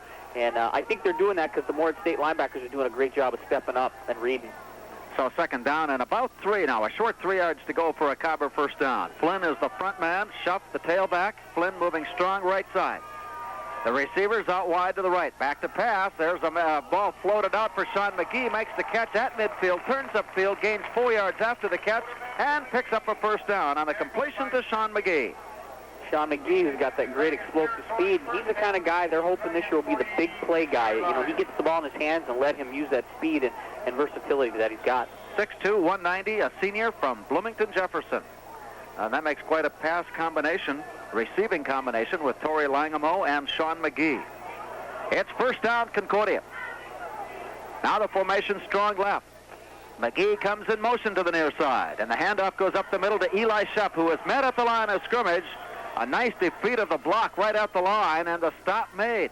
There was just no room to run for Eli Schuff with the tackle made by Bob Ennedy. Robert Ennedy, the junior from Hastings. Ennedy there just stepped up and made a big-time play. He's a big kid, you know. He's 6'1", 235 pounds, and he runs well, and he did a good job of plugging the hole. Second down and 10 after no gain. McGee comes wide to the near left. Torrey Langamo goes wide right. And Kyle Oderman rolling down the line. He'll keep this time and turns upfield for a gain of about 2, maybe 3 yards. And that was executed wisely on both sides. I think the Dragons read the play well. As Casey Johnson came over, cut off the angle to the outside. There was going to be no pitch there. Kyle Oderman read that, turned upfield, and got his 2 or 3 yards. And the one thing he didn't do, he didn't try to force the ball after he got by there, which he did earlier and turned the ball over in the game. Third down and now 6 yards to go for the Cobbers with receivers to the short side and wide side of the field. Back to pass. Oderman with a lot of time dumps one over the middle. He's got his man Nathan Mercer for the first down inside the 35-yard line. The third receiver in the formation, tight end Nathan Mercer, making the catch for the first down. And that's a part of the offense, and that's the kind of guy you want to bring in, a kid like Nate Mercer. He's got really good hands, a lot like Langamo. He's just a solid receiver. A junior from Frazee, Nathan Mercer. They gained the starting spot a year ago, and they've got a good, the Cobbers have a good tandem there at the tight end spot with Mercer and John Jaskin from Moorhead. About the same size, same ability. High formation, and Kyle Oderman hands off first man on the option. Right up the middle, gains a yard or maybe two in the softening play. It looked like Oderman liked to take that one back. He read it wrong, and he knew it right after he handed it off. He had that look of disgust that thought, well, I probably could have got it outside. Casey Johnson again in to stop the play for Moorhead State. Second, and still about 9 yards to go now for the Cobbers, who have taken the opening kickoff and worked it upfield. Wide receivers to the near left side. Backs are split strong left. Rolling near side to pass. Oderman sets and throws over the middle. Has his man intended for Torrey Langamo, and it's off his shoulder pads, incomplete. He took a hit just as he made contact and was separated from the ball. It hung there for just a moment, and it was up for grabs, but it fell to the ground. Oderman throwing in double coverage there. Boy, they were right on Langamo. And again, that ball tipped up in the air. That's scary right now because every time it was tipped or knocked up, it seems to be intercepted. 10:39 to go in the third quarter as the Cobbers, with a 10-7 halftime lead, holding that lead into the second half, and now facing 3rd and 9. McGee is wide to the near left side. Torrey Langamo in motion to the near left. Flags are down as the play unfolds. Langamo takes a hit just before making contact with the ball, and it drops incomplete. Someone may have lined up offside as the flag came down from the near side. I tell you what, it's tough to be a receiver anytime you drop the ball, which you hate anyways, but then a cornerback like Stanky comes up and he gets a free shot at you, and Langamo had to take it. The Dragons will not take the penalty. They had lined up offside, and on 3rd down and the play incomplete, it'll bring up 4th down, and so the Cobbers will punt for field position now as the Dragons bring on a return. Jeff Swankovich, the senior from Spring Lake Park, will stand back, and it'll be up to Marcus Erickson. He's already dropped one punt inside the 1-yard line. And here's the snap. He'll get it straight up and angled off to the far side. Swankovich signals for the fair catch and makes it at the 7-yard line. Not as deep perhaps as Marcus Erickson had hoped for, but still, the Cobber defense have a pretty good situation here, and the Dragon offense has a long way to go, beginning at their own 7. That's what Erickson would probably call not the prettiest punt in the world, but it did get the job. He got inside the 10-yard line, and the Dragons are starting in tough field position. The Cobbers got to be happy. Dragons will get their first possession with 10:31 to go. And on the exchange of possession, they'll have this moment now to bring on the water bottles, and that gives us a chance to invite you to Gateway Chevrolet for 4x4 trucks, now available. All colors, all options. Make your best offer now at Gateway Chevrolet Truck Center in Fargo. And with school underway, stop in at Northern School Supply. The name says it all, Northern School Supply. Stay in school and study hard. That word from Northern School Supply of Fargo. Both teams back in action again next week. The Cobbers will jump into conference play with a road trip to the Twin Cities to take on Augsburg College in Minneapolis. And Moorhead State will be on the road. They'll make the long trip into Nebraska to take on Kearney. And that great rivalry that has evolved over the years, and a great matchup there. 10:31 to go as the Dragons come up on 1st down at their own 9-yard line. Swankovich making the fair catch there. Back to pass. Still looking. Jeremy Shepard going deep. He takes a big hit, and the pass is thrown incomplete. The hit may have come a bit late, but not late enough for a flag. Jason Karen came in and leveled Jeremy Shepard just as he threw the football. That pass was underthrown, but quite a bit. Brian Barnick actually touching the wide receiver out there, and he tripped up, so it was kind of a mute play. And it'll be 2nd down and 9. And normally you would see that a team who is deep in their own territory will try to soften it up the middle a little bit just to conservatively work out some rooms. But the Dragons maybe trying to catch the Cobbers unawares, going for a big play on that 1st down. Now facing 2nd and 10. And they'll go to the ground now on second down, work it off the left side to about the 10-yard line after a gain of a yard. The play run by Grover Moore, who had carried the ball 5 times in the first half for 25 yards. And as we mentioned during halftime, it sure seemed like he carried the ball more often than that and for more yards. So he did run for more yards. It was in a lot of different directions. Yeah, exactly. Moore being all over the place. But, he's got some versatility. Caught a pass. He also returns kicks and returns punts. So with the play out to the near right side now. And wide left. Jason Malley wide to the right. Brian Carlsrud comes in motion near side. And here's the play over. He's got Carlsrud there, but it's off his fingertips, incomplete. They had Odland turned around, and he had to look back on the ball just as the receiver, Carlsrud, got in the vicinity. And Stuart Lang was there defensively. They had the play pretty well defense, and it falls to the ground. Stu Lang putting the hit on right away, and actually in that situation, the ball hung up long enough. Stu Lang might have been able to pick it off, but he did his job and made sure the ball wasn't caught. 9:39 to go, and the Cobbers will get the ball back in what we think will be a good offensive field position as Jeremy Shepard drops into the end zone to kick it away. So the Dragons on their first possession unable to pick up any yardage. Shepard standing midway between the goal line and the end line. Approaches the Cobbers with the rush on, but the kick away, a lazy kick taken by Stuart Lang over the shoulder catch made at his own 49. And he'll be swarmed under at the 48-yard line. Just had not have a chance to get back upfield. Jeremy Newton upfield to force the play, and then the tackle made by James Miller, the junior from Sauk Center for the Dragons, and they stop the play at the 48-yard line, and it'll be first down Cobbers from there. Dragons got to be happy about their punt coverage. Boy, they've done a great job of making Stu Lang not get many yards. And, he has had no return today. Sean McGee goes wide to the right side. Torrey Langamo in the slot to the right. Mike Halverson is in the backfield now for Eli Schaff. And he turns the near corner, tiptoes up the sideline and out of bounds near the 40-yard line. Nearly enough for a first down. Eli Schaff, and apparently stepped out long before that, and they spot him down at the 46-yard line. So his back foot ending up out of bounds at the 46, although he continued on.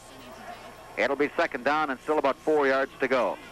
Central Iowa leading Gustavus Adolphus at the half, 21-10. Hamline leading Minnesota Morris, 10-7 at the half. St. John's, a 54-7 lead on Concordia of St. Paul in the fourth quarter. On 2nd and 4, passing right side, McGee waits for the ball, and it just did get there. It does not have the first down. He had to wait a long time. John Stanky was over there to make the defensive play. But as short of the first down, it'll be third and about a half yard. St. Olaf has a 16-0 lead on Luther College in the third quarter.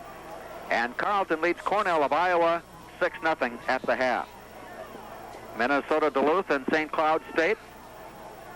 Huskies leading the Bulldogs. St. Cloud 21, Minnesota Duluth 14 in the third quarter.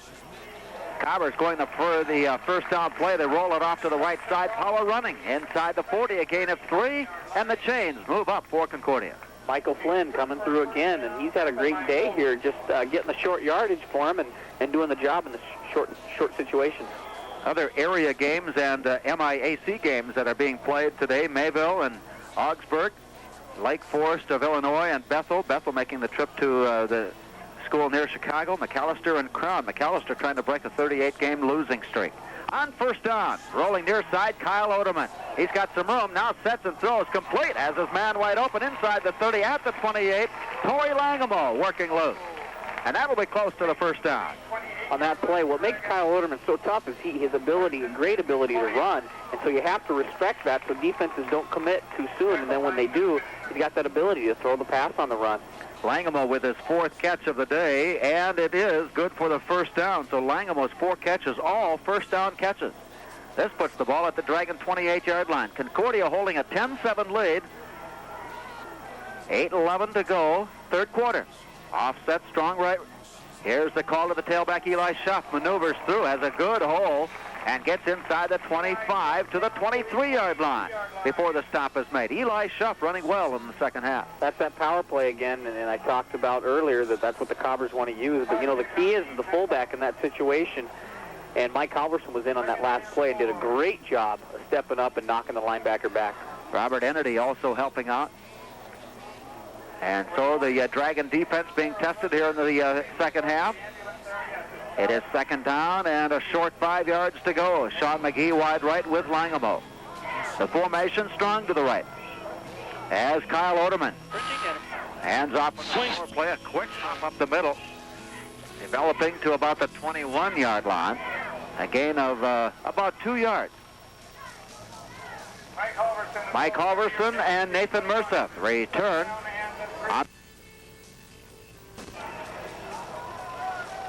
The ball resting at the Dragon 21. They will go to the full house T, the tight T formation. Halverson on the right side, Flynn in the middle, then Eli Schuff, and the call goes to the right side. And again, we see where the Cobbers are a right-handed running team in this short yardage situation. And they pick up the what looks like the first down. Let's see where they mark it down now. He may have stumbled down at the 20, and they will mark it at the 19. They need to reach the 18-yard line, so it's fourth yard and about 2 lengths of the football. And the chances are pretty darn good. They're going to go right, Larry. Well, when you've got Jed Seeger at 265 and Tim Lowry at 260, I'd follow them anywhere they want to take me. Fourth and a short yard. The handoff left side. This time, and Mike Flynn is stacked up. The Dragons think they've stopped him. Let's see where he comes down and where the official. From here, the official has made a left foot mark, which would be to the Cobbers' advantage. Left side of the line. He is inside the 19, but not quite to the 18. And they may have to bring on the chains to measure this one. And even if they don't, I expect Kyle Oderman will ask them to. And no, they're not even going to measure. They did stop him. Kyle Oderman's still out looking. He's not sure. But the Dragons hold on fourth down and will give the ball to the offense at their own 19-yard line. We don't claim to be coaches, but I suppose if we would have went to the right side, it might have worked out to our advantage. Well, I'm not going to second-guess a man who's been in the business for 27 years. Neither would I, trust me. 6:14 to go, and the Dragons take over. Trailing 10-7 here in the third. Backs are split, receivers left and right. Jeremy Shepard started the second half at quarterback. He is still in on this series. He'll go to Larry Tate.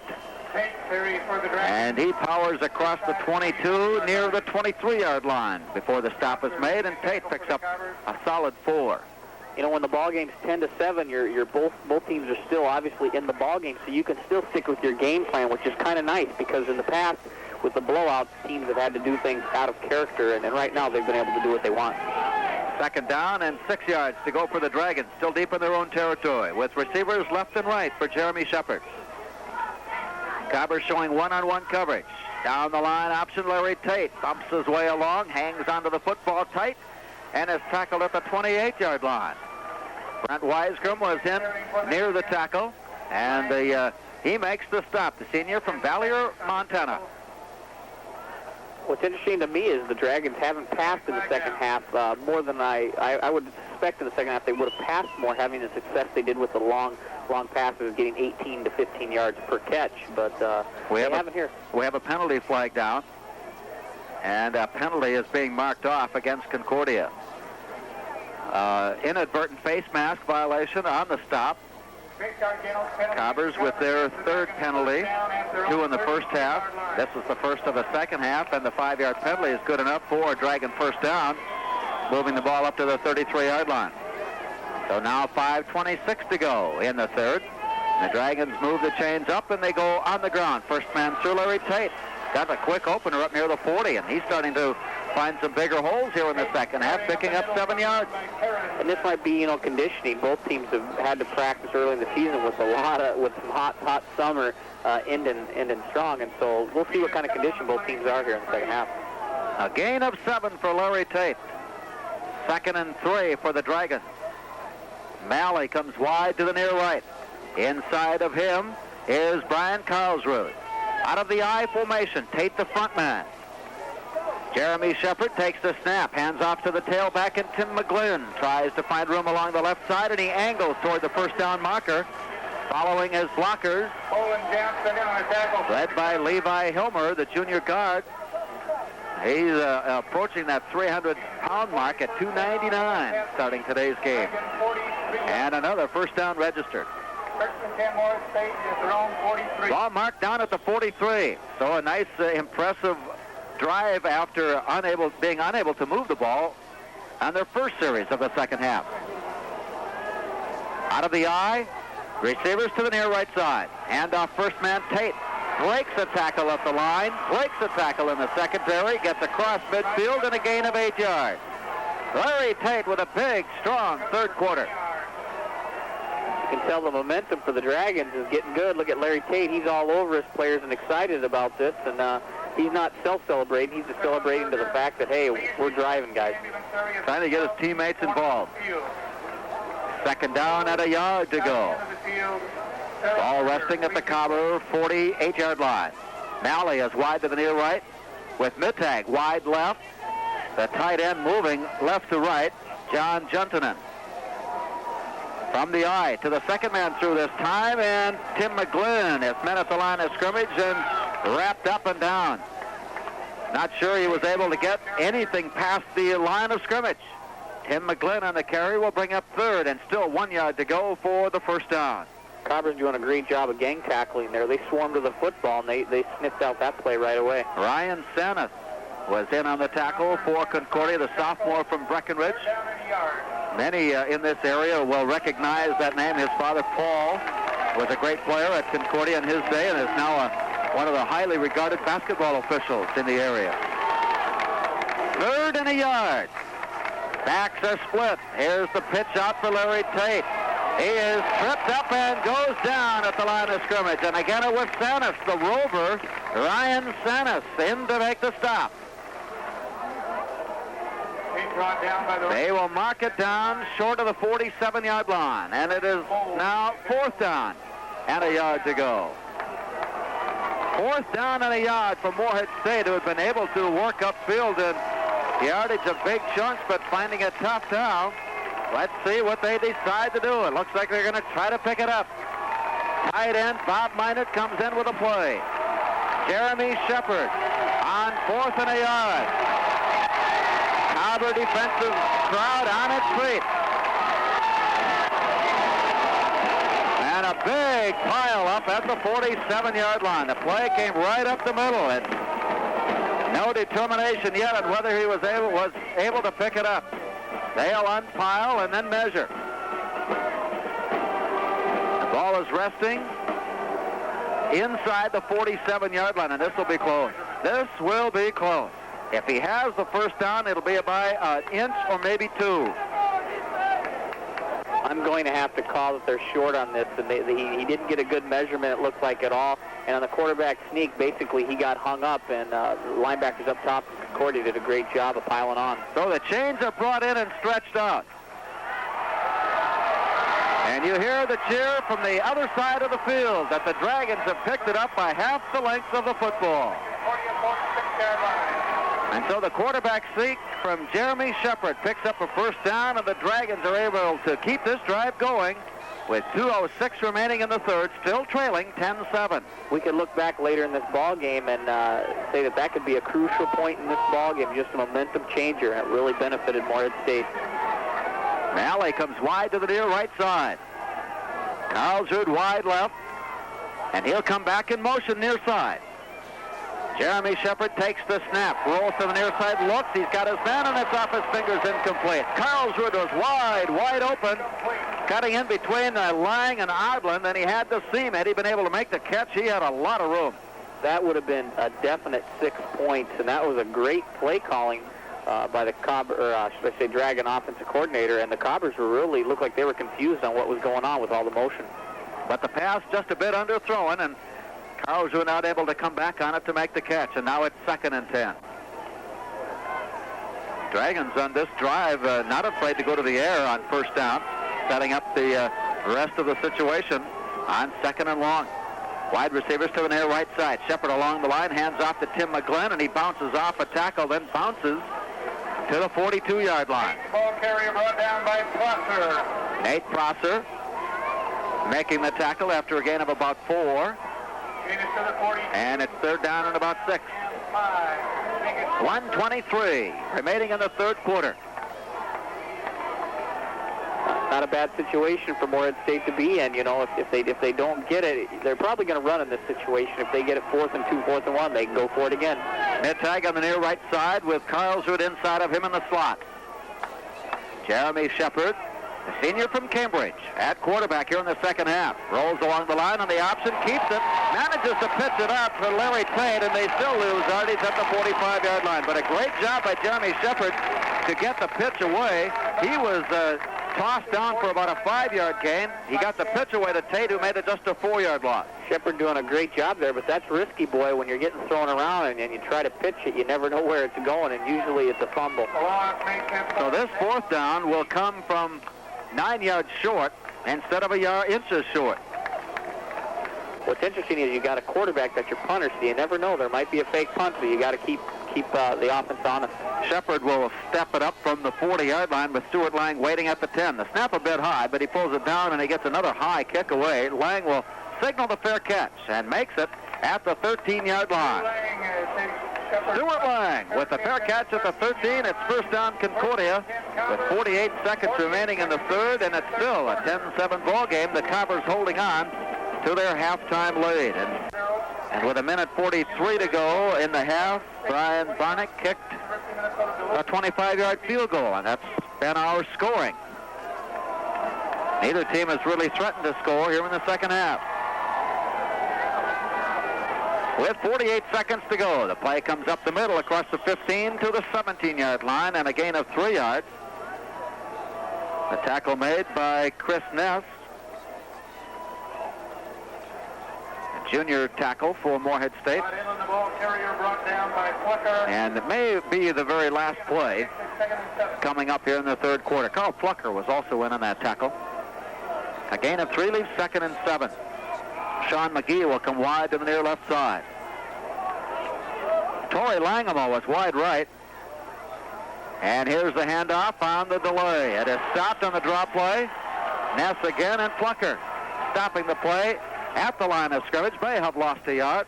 And that runs out time in the third quarter. So we'll go to the other end of the field for the fourth quarter of play. And after 3 here at Jay Christensen, it's Concordia 10 and Morehead State 7. Of back and forth, and as a result, no points were scored. We start the fourth quarter with Concordia leading 10-7, and Sean McGee will go wide to the left side. The Cobbers have a 3rd and 7 play from their own 17. At the 27-yard line, he was looking to the near right flap. Then Mercef, who again was the 3rd receiver in the formation, makes his 2nd catch of the day. That's key on that play. All the receivers run curl routes, and what you do is you read right to left. You looked at Langemo. Langemo was covered. Looked at Eli Schuff. Schuff was covered. Then he went underneath to Mercef. Great read by Kyle Oderman. John Jaskin in the lineup now to replace Mercef. Jaskin will be the tight end on the near right side. Langemo set outside of him with Sean McGee wide left. Now Langemo leaves and goes to the open side of the field, and the play comes to the short side. It's Eli Schuff, and he runs into trouble. He is hit by John Stenke and driven up and down. Carl Plucker also in on the stop, along with Sean McClinton. Stenke doing a good job of not letting Eli Schuff get outside and just ran him down and got support from up top. No gain. It's 2nd down and 10. Just underway, fourth quarter. Cobbers with a 10-7 lead. College football in the area continues tonight as North Dakota State will host Valdosta, Georgia at the Fargo Dome. Formation strong left side for Oderman, who sets and throws. He's got his man open. Sean McGee makes the catch at the 39-yard line, and that's the Cobber first down. McGee with his 3rd catch of the afternoon. Langemo leads all receivers with 4. Mercef has 2. Flynn and Schuff with 1 apiece. No Dragon receiver has more than 1 catch. You got to commend the Dragon defensive back, Greg Hurton, did a great job of covering him, but Kyle Oderman just threw a perfect strike. And it's first down. McGee comes wide to the near right. Langemo goes wide left. Mike Flynn, the front man in the I formation, gets the call. And he bounces off a couple of tackles up to the 43-yard line. And a gain of nearly 5 yards for Mike Flynn. Coach can't argue about that when you're getting 5 yards a shot on your fullback running right up the middle. You got to like that. It'll be almost 6 yards to go. They'll give them credit for 4 in the carry at the 43. The Cobbers with a 10-7 lead here starting the fourth quarter. A near capacity crowd at Jay Christensen. McGee goes wide left. Langamo to the near right side, and Oderman drops the pass. Softens up the middle with a completion to the fullback, Mike Flynn, at the 47-yard line. And that's something that's interesting. The Cobbers usually don't throw the fullback coming out of the backfield, and that's something they've added. And Mike Flynn's done a great job of catching the ball and getting the few yards they need. Third down and half a yard. Passing game was not a big part of the offense in the first half, although they tried a few. But it is becoming apparent that they'll have to rely on some passing here in the second half. And now on third and short, Cobbers bring in their full house tee to the right side. And the first down run up near midfield. About a 2-yard gain. Mike Flynn on the carry. Mike Flynn drives to the midfield. The stop, That's good for him. stop was made by Greg Hurt. And that's a Cobber first down. Mike Flynn, again, you know, he's getting the ball and doing his job in the crucial situations. He's getting those 3 yards when they need it.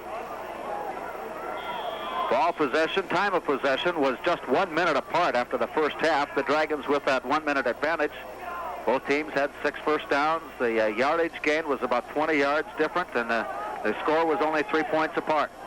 And it's continued to be that kind of a ball game in the second half. Approaching 12 minutes to play. Kyle Oderman drops quickly, escapes the rush, turns upfield, and he splits a couple of defenders and is at the 40. Has the first down with a flag down in the secondary. Moorhead State was pulling no punches. They sent a blitz on, and the 2 middle linebackers came right up the gut, and they overran Kyle Oderman, and he eluded them and got some yardage. It is a defensive hold against Moorhead State. And Kyle Oderman, who did such a great job of eluding the onrush to pick up the first down. And it may be that this penalty will be tacked on to the end of the play, and that's the case. It is moved on from the end of the play, so that turns out to be a big one. First down was at midfield. It'll end up at the Dragon 27-yard line. Ends up being a gain of 23 yards with the play and the penalty, and a Cobber first down. Untimely penalty for the Dragon. A previous score by the Cobbers, that's what happened. They had a face mask, and here they have this holding penalty. So we'll take a look at what transpires now with 11:46 remaining. The Cobbers a 10-7 lead.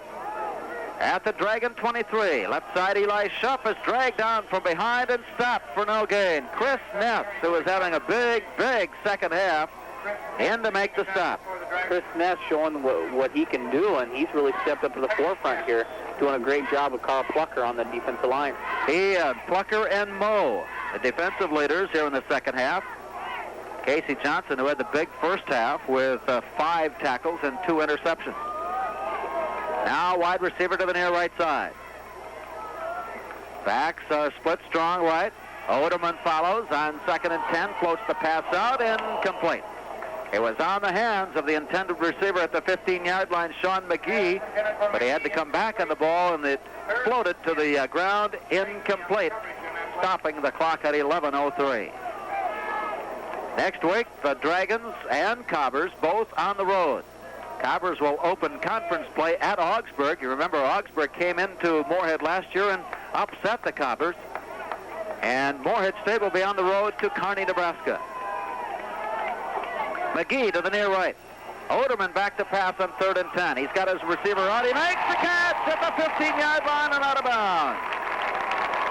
Defensive back Greg Hurt is being picked on a little bit by Torrey Langamo, who makes the catch over the top, then wrangled down, and a penalty flag on the nearer side of the field. Probably a holding penalty or pass interference, because the flag was thrown downfield. Those are the only 2 possible choices, and it doesn't look good. Kyle Oderman over to check things out. Illegal receiver downfield for the Cobbers. That will nullify what otherwise was a first down reception by Torrey Langamo. Jim Christopherson having the situation explained to him now in front of the Cobber bench. And he looks out onto the field in his look of dismay. And that will nullify the pass completion and bring it back to the 32-yard line. And it'll be 3rd down. So instead of 1st and 10 at the 16, it'll be 3rd and 15 from the 32. Just under 11 minutes to go. See what Kyle Oderman can come up with now with McGee and Langamo to the near right side. Eli Schuff also in the pass formation. Mike Flynn, the lone blocking back. Steps into the pocket, floats it over the middle, and it overthrows the intended receiver, Sean McGee. He reached up for it.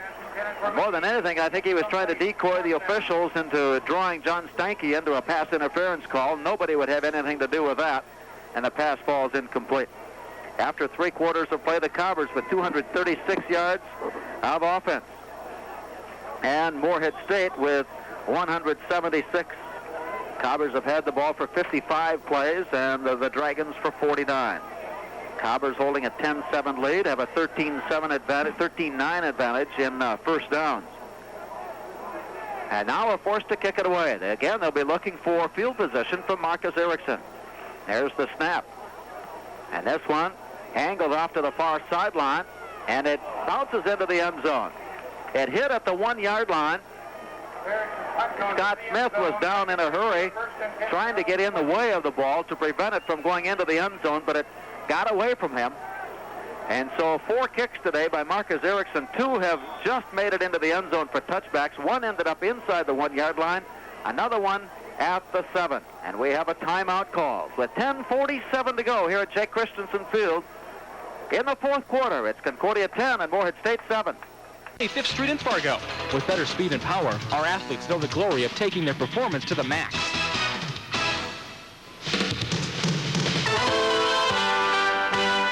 Back at Jake Christensen Field, the Dragons take over. And on first down, inside their own 20, Larry Tate gets the call and manages to work it across the 21 up near the 22 before the stop is made. Or rather, that was Ulrich. Matt Ulrich on the carry. Matt Ulrich, the ball carrier. Owen Karen making and is stopped after a 2-yard gain, and it's 2nd down and 8. Jason Karen making the stop. And Jared Scheck. The Dragons now facing 2nd and 8 at their own 21. Just over 10 minutes remaining. Crowd still waiting for something big to happen here in the second half. Chad Mittag goes in motion wide to the right side. Pat Elms is back in at quarterback and has a man out, and it's incomplete. Stewart lying defensively on the coverage, along with Brian Parnick. And Mittag, the intended receiver, it falls to the ground incomplete. We're going to play 3rd down and 8. So Pat Elms getting his turn here in the 4th quarter as the Moorhead State quarterback. And regardless of what happens, unless Elms should put together just a sparkling performance here and drive the Dragons down, the quarterback situation at Moorhead State's still up in the air. Exactly. I think both quarterbacks have done some good things, and they've done some things of inexperience. And as a result, I think during the year, somebody will eventually step up to the forefront. So Elms comes under center on 3rd and 8, and he'll take a timeout.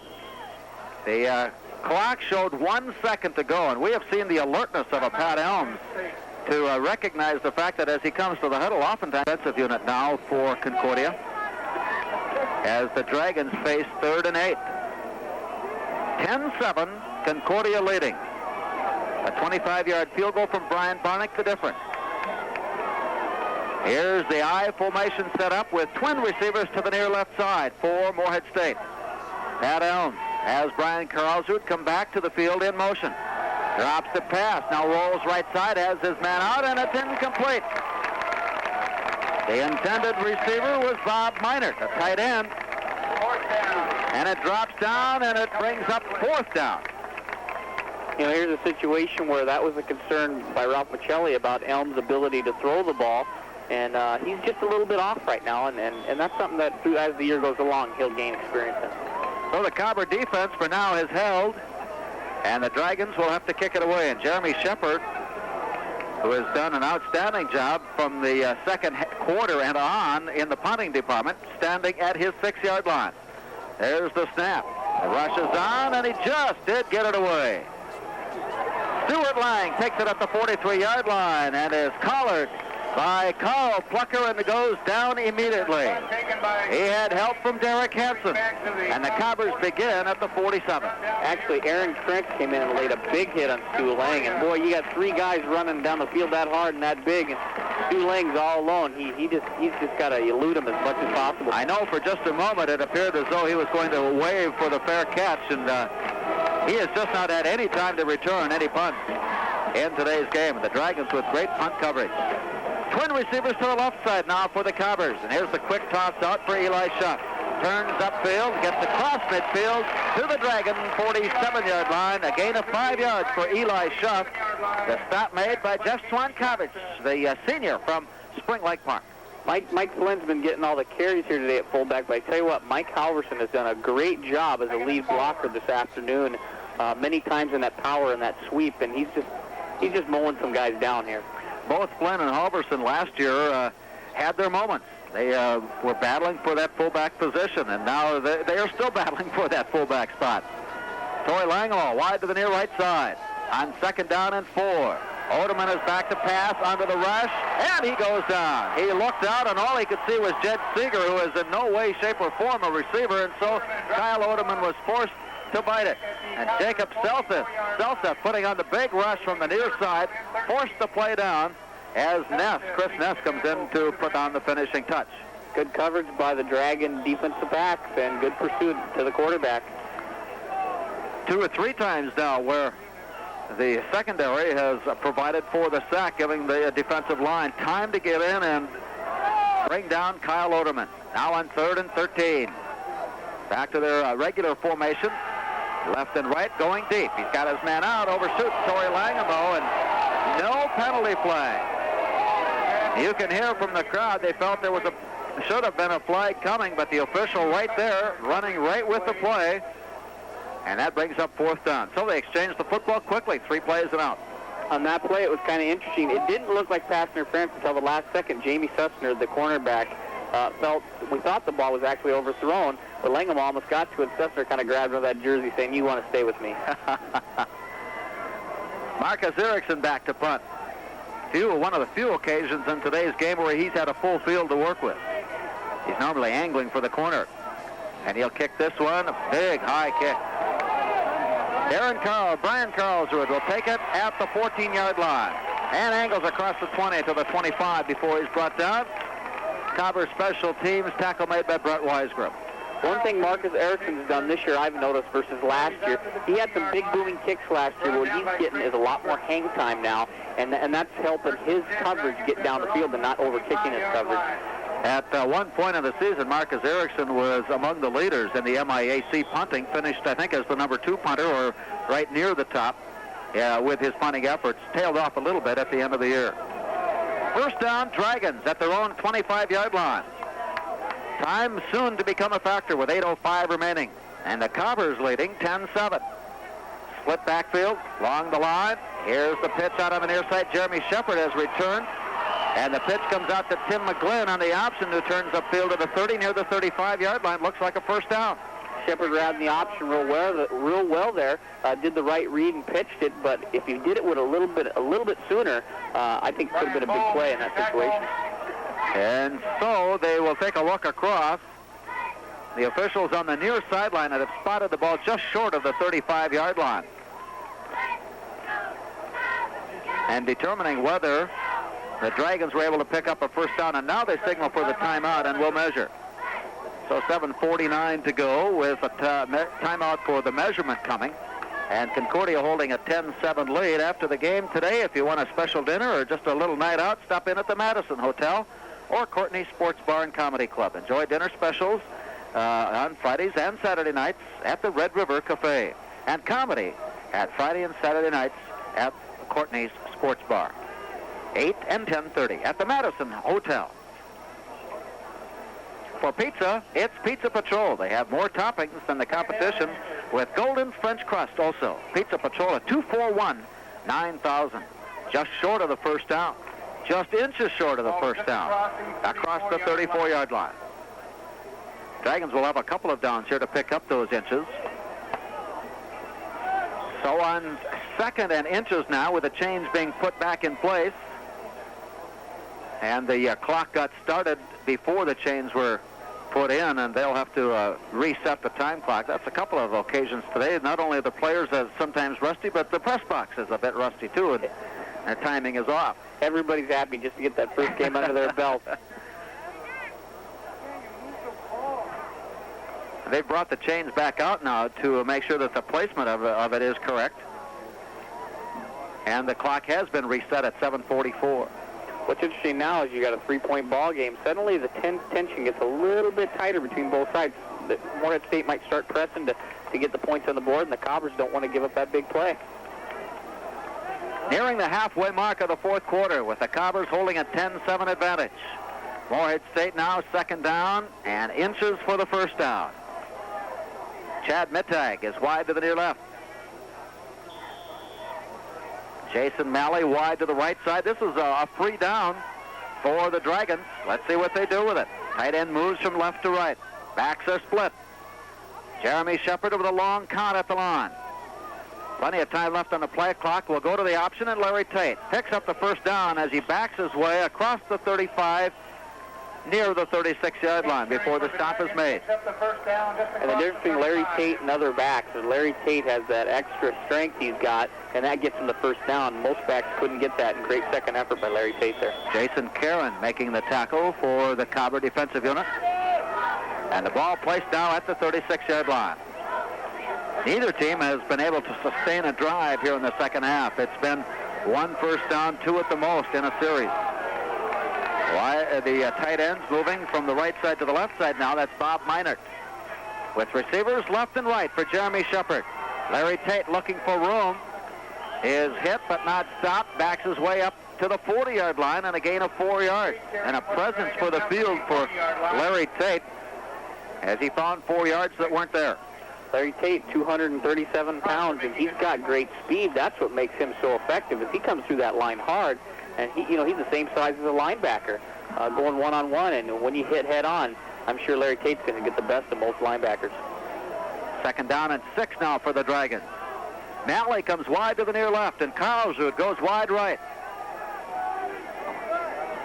Tim Odland comes over one-on-one on Malley, and Jeremy Shepard. Counterplay near left side. Big hole opens up, and he could go. We could be watching the sweetest move of the day. And Ty McGlynn is brought down inside the 20-yard line. Shad Young had to come a long way. Chad Johnson came a long way to finally catch up with Tim McGlynn. And that by far is the biggest offensive play of the day. Tim McGlynn right after that calling over saying, get me out of here, I need a little rest. What a great run, a counter draw there. He steps back, delayed, and cut across down the hole and just sprinted for the end zone. So the Dragons have set up a good situation for the offense with first down at the Cobber 15-yard line.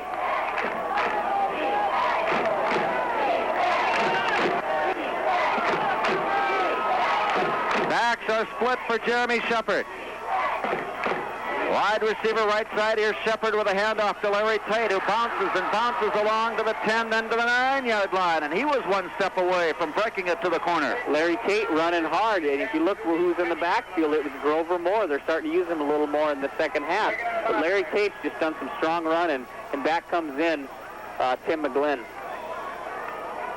It is now second down and 4 yards to go after a 6-yard gain by Larry Tate. And the two dangerous backs in the field. Tate left, McGlynn right. The pitch goes to McGlynn, who slips down at the 13-yard line as he turned upfield. Cobber secondary led by Stuart Lang, and Shad Young came in to cut down the angle, and McGlynn slips down at the 13, and now it's third down for the Dragons. One thing about Tim McGlynn, he doesn't have unbelievable speed. In fact, he got caught by Shad Young in that long play. But what he does well is he breaks and makes cuts and tries to cut the grain. Now 3rd and 8. Under 5 minutes to play. Shepard will have to hurry. They're not going to get this play off in time and will use a timeout. Jeremy Shepard will take the walk across field. Morehead State a bit slow in getting their plays on. There were still 11 seconds to go, but the play had not been called in the huddle. And so we have a break. 4:43 to go, Wade, in this fourth quarter. 10-7. Cobber's defense again is going to be facing a stiff test. Exactly, and stiff it is. And this is something that seasons can be made on. You can look back, and a lot of coaches say that during the season. They look back and look at crucial points, and this could be crucial for the Cobbers and the Dragons. Dragons here, what's interesting is they've had trouble with the clock. I think this week old Ralph Michelli is going to be working on efficiency in the offense on getting the plays called in and getting to the line. For all of your sporting goods needs, Stan Koska. And now as we get closer to the hockey season, stop in for skates or sticks or whatever your hockey needs are at Stan Koska Sporting Goods in downtown Fargo. Big play. Jeremy Shepard is back in the huddle. Off the left hash mark at the Cobbers 13-yard line. 8 to go for the first down. Don't be surprised to see the Dragons go for the score here on third down. And we are getting ready. Front four for the Cobbers, taking their spots along the line. Formation, wide left, wide right. Minus the tight end, moving to the right side. Out of the I formation behind Jeremy Shepard. Long count. Drops the pass, goes on the draw play to Tim McGlynn, and as he makes his cut, slip. He had first down yardage ahead of him, but slipped on the cut to the 11-yard line for a gain of 2. And here comes the field goal unit for the Dragons. Mike Anderson doing the kicking again. He's a toe kicker, and that's very interesting. You just don't see that too often. In fact, look at him putting on the kicking shoe. It's what you call a flat toe, and it's cut straight across, so it's square, so you can get a better punch on the kick. Oh, he's played the game as an offensive lineman, and so he has to change shoes now for this. 28-yard field goal. And he has just a slight angle, but mostly straight on. This is a distance of 28 yards. The snap is low, but the kick is up, and it is no good. It angled off and just missed the upright. 3 years ago, that was a good kick. It was a whiff of a football outside the upright. You're exactly right. The NCAA had changed the rules and made the goalpost a little narrower, and as a result, it doesn't look good for the Dragons. It is now a 10-7 game with 3:53 to go. And a long, sustained drive by the Dragons comes up short on a missed field goal try by Mike Anderson.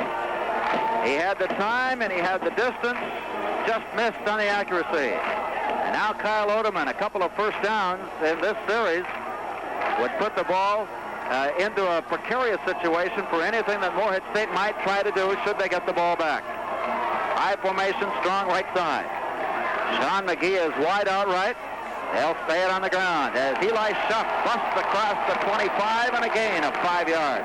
Yeah, now the clock becomes a factor, and we talked about those timeouts they had to use because of not being efficient enough with their offense. So this is going to be a factor possibly in this football game. It is 2nd and 5 for the Cobbers.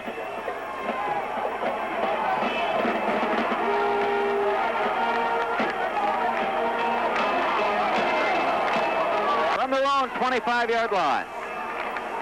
McGee is wide left. Hand off near side for Eli Schuff, and he's got the first down at the 31-yard line. Busting off right side. Sophomore tackle from Westbrook, Jed Seeger opening the hole. Going to that right side again, Larry. You've been talking about it all day here.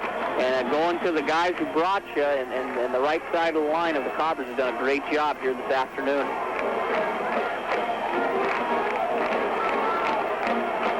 Chains move up from the 31. Langamo goes wide left side. Moving offset from the I formation is Mike Halverson. And the call goes to Eli Schuff, and he slips down. Got a yard or two as he tried to cut inside of John Stanky on the near side, who forced the play back inside and then also made the tackle. He had help from Robert Ennedy. 2:36 to go and clock running fourth quarter. The Cobbers holding a 10-7 lead. The Dragons have had the only scoring opportunity of the second half and just missed on what would have been a game-tying field goal. Sean McGee goes wide left. Kyle Oderman steps under. Strong left side of the backfield. Long count for Oderman. Turns, hands off on the inside for Halverson, and he is tripped up at the line. Virtually no gain. The tackle made by Nate Moe, senior linebacker from Rosemount. Played his high school ball for the Irish. And now it's 3rd and 9. 3rd and 8, tackled by Nate Moe. 1:55 and clock running. Well, if the Cobbers are unable to pick up a first down and have to kick the ball back, the Dragons would still have plenty of time to loosen things up. We haven't seen much of Grover Moore here in the second half.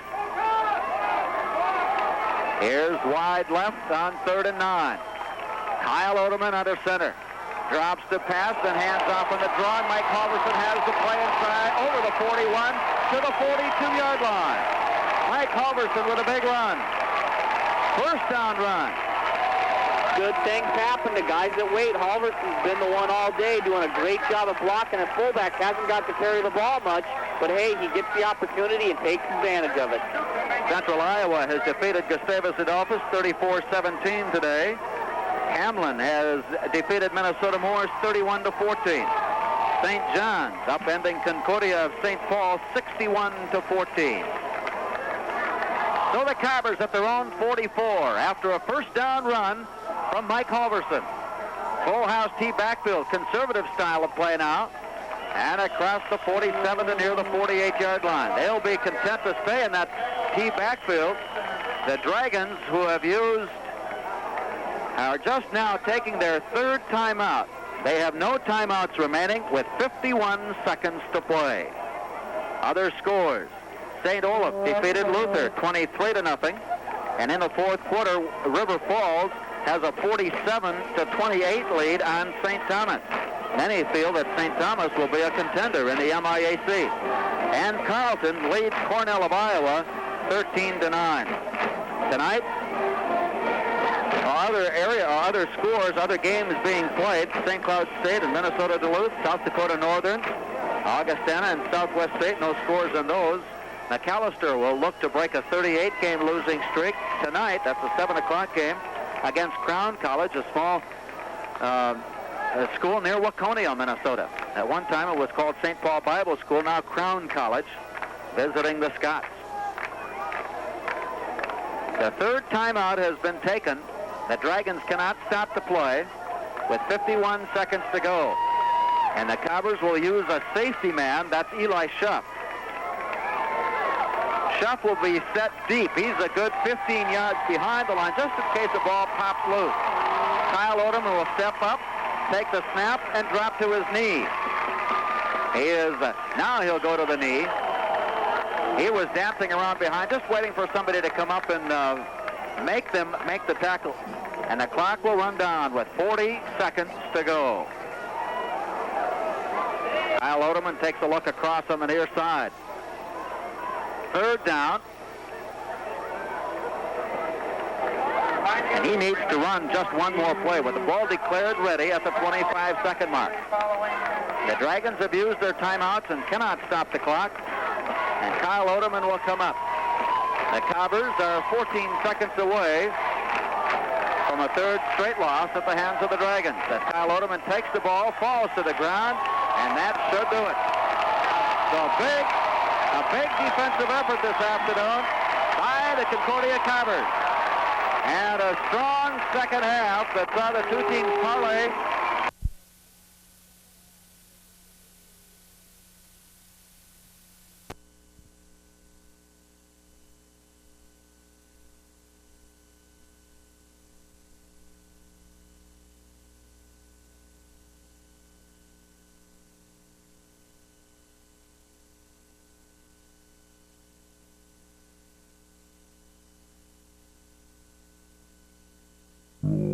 At that point in the locker room. In the 3rd quarter early, a 2-yard run by Jeremy Tweet. His first extra point tacked on made it 28-0, and it was over at that point for all intents and purposes. The Cobbers came back, however, and about 5 minutes later, a 3-yard run by Eli Schuff made it 28-7. Cobbers got the ball back again later and were driving, and were on the verge of making it an interesting ball game. But then the ball was turned over, and the Royals came back, and at the 1:29 mark, a 38-yard pass completion to Eric Runyon put the game out of reach once again, and after the 2-point conversion failed, it was 34-7. That was our 3rd quarter score. One more tacked on at 10:09 of the 4th. Jeremy Tweet with his 2nd touchdown run of the day. 3-yard run. Andy Lutz, the extra point. 41-7 is our final. Coming up in just a minute, Cleveland-Baltimore playoff series in the American League. That game is tied at 3. Cobbers next week, 1 o'clock. Will take on St. Thomas, so the game at Jake Christensen will be on the air at 12:45. And next week, this Bethel team taking their unbeaten mark on the road against McAllister. Should be an interesting game indeed. And for Wade Beavers, I'm Larry Knutson, thanking you for being with us. Baseball coming up next. Cleveland-Baltimore tied at 3. Our final score from Bethel, the Royals 41 and Concordia 7.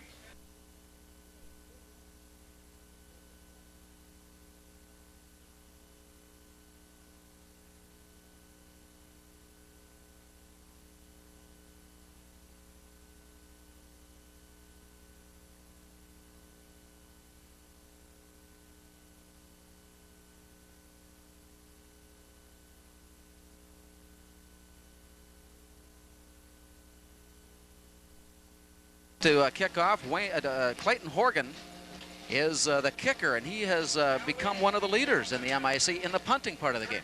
Horgan leading the league in punting so far this season, and I tell you what, he's really, as a freshman, it's great to see a freshman develop and mature, and we've seen that in Clayton Horgan. We've seen him, he definitely has a strong leg, raw talent, but it's definitely something that we've seen as far as maturity in clutch situations. He's been able to put the ball inside the 20 quite a bit for the Cobbers, and that's something that's really a good thing to have. And you talk about field position, that's crucial, and the Cobbers with Clayton Horgan have a big advantage. Of course, when you take a look at the fact that a punter is able to get some distance, an average long distance, that also means that he's got a longer field to kick into, and that means the offense isn't getting the job done like they had.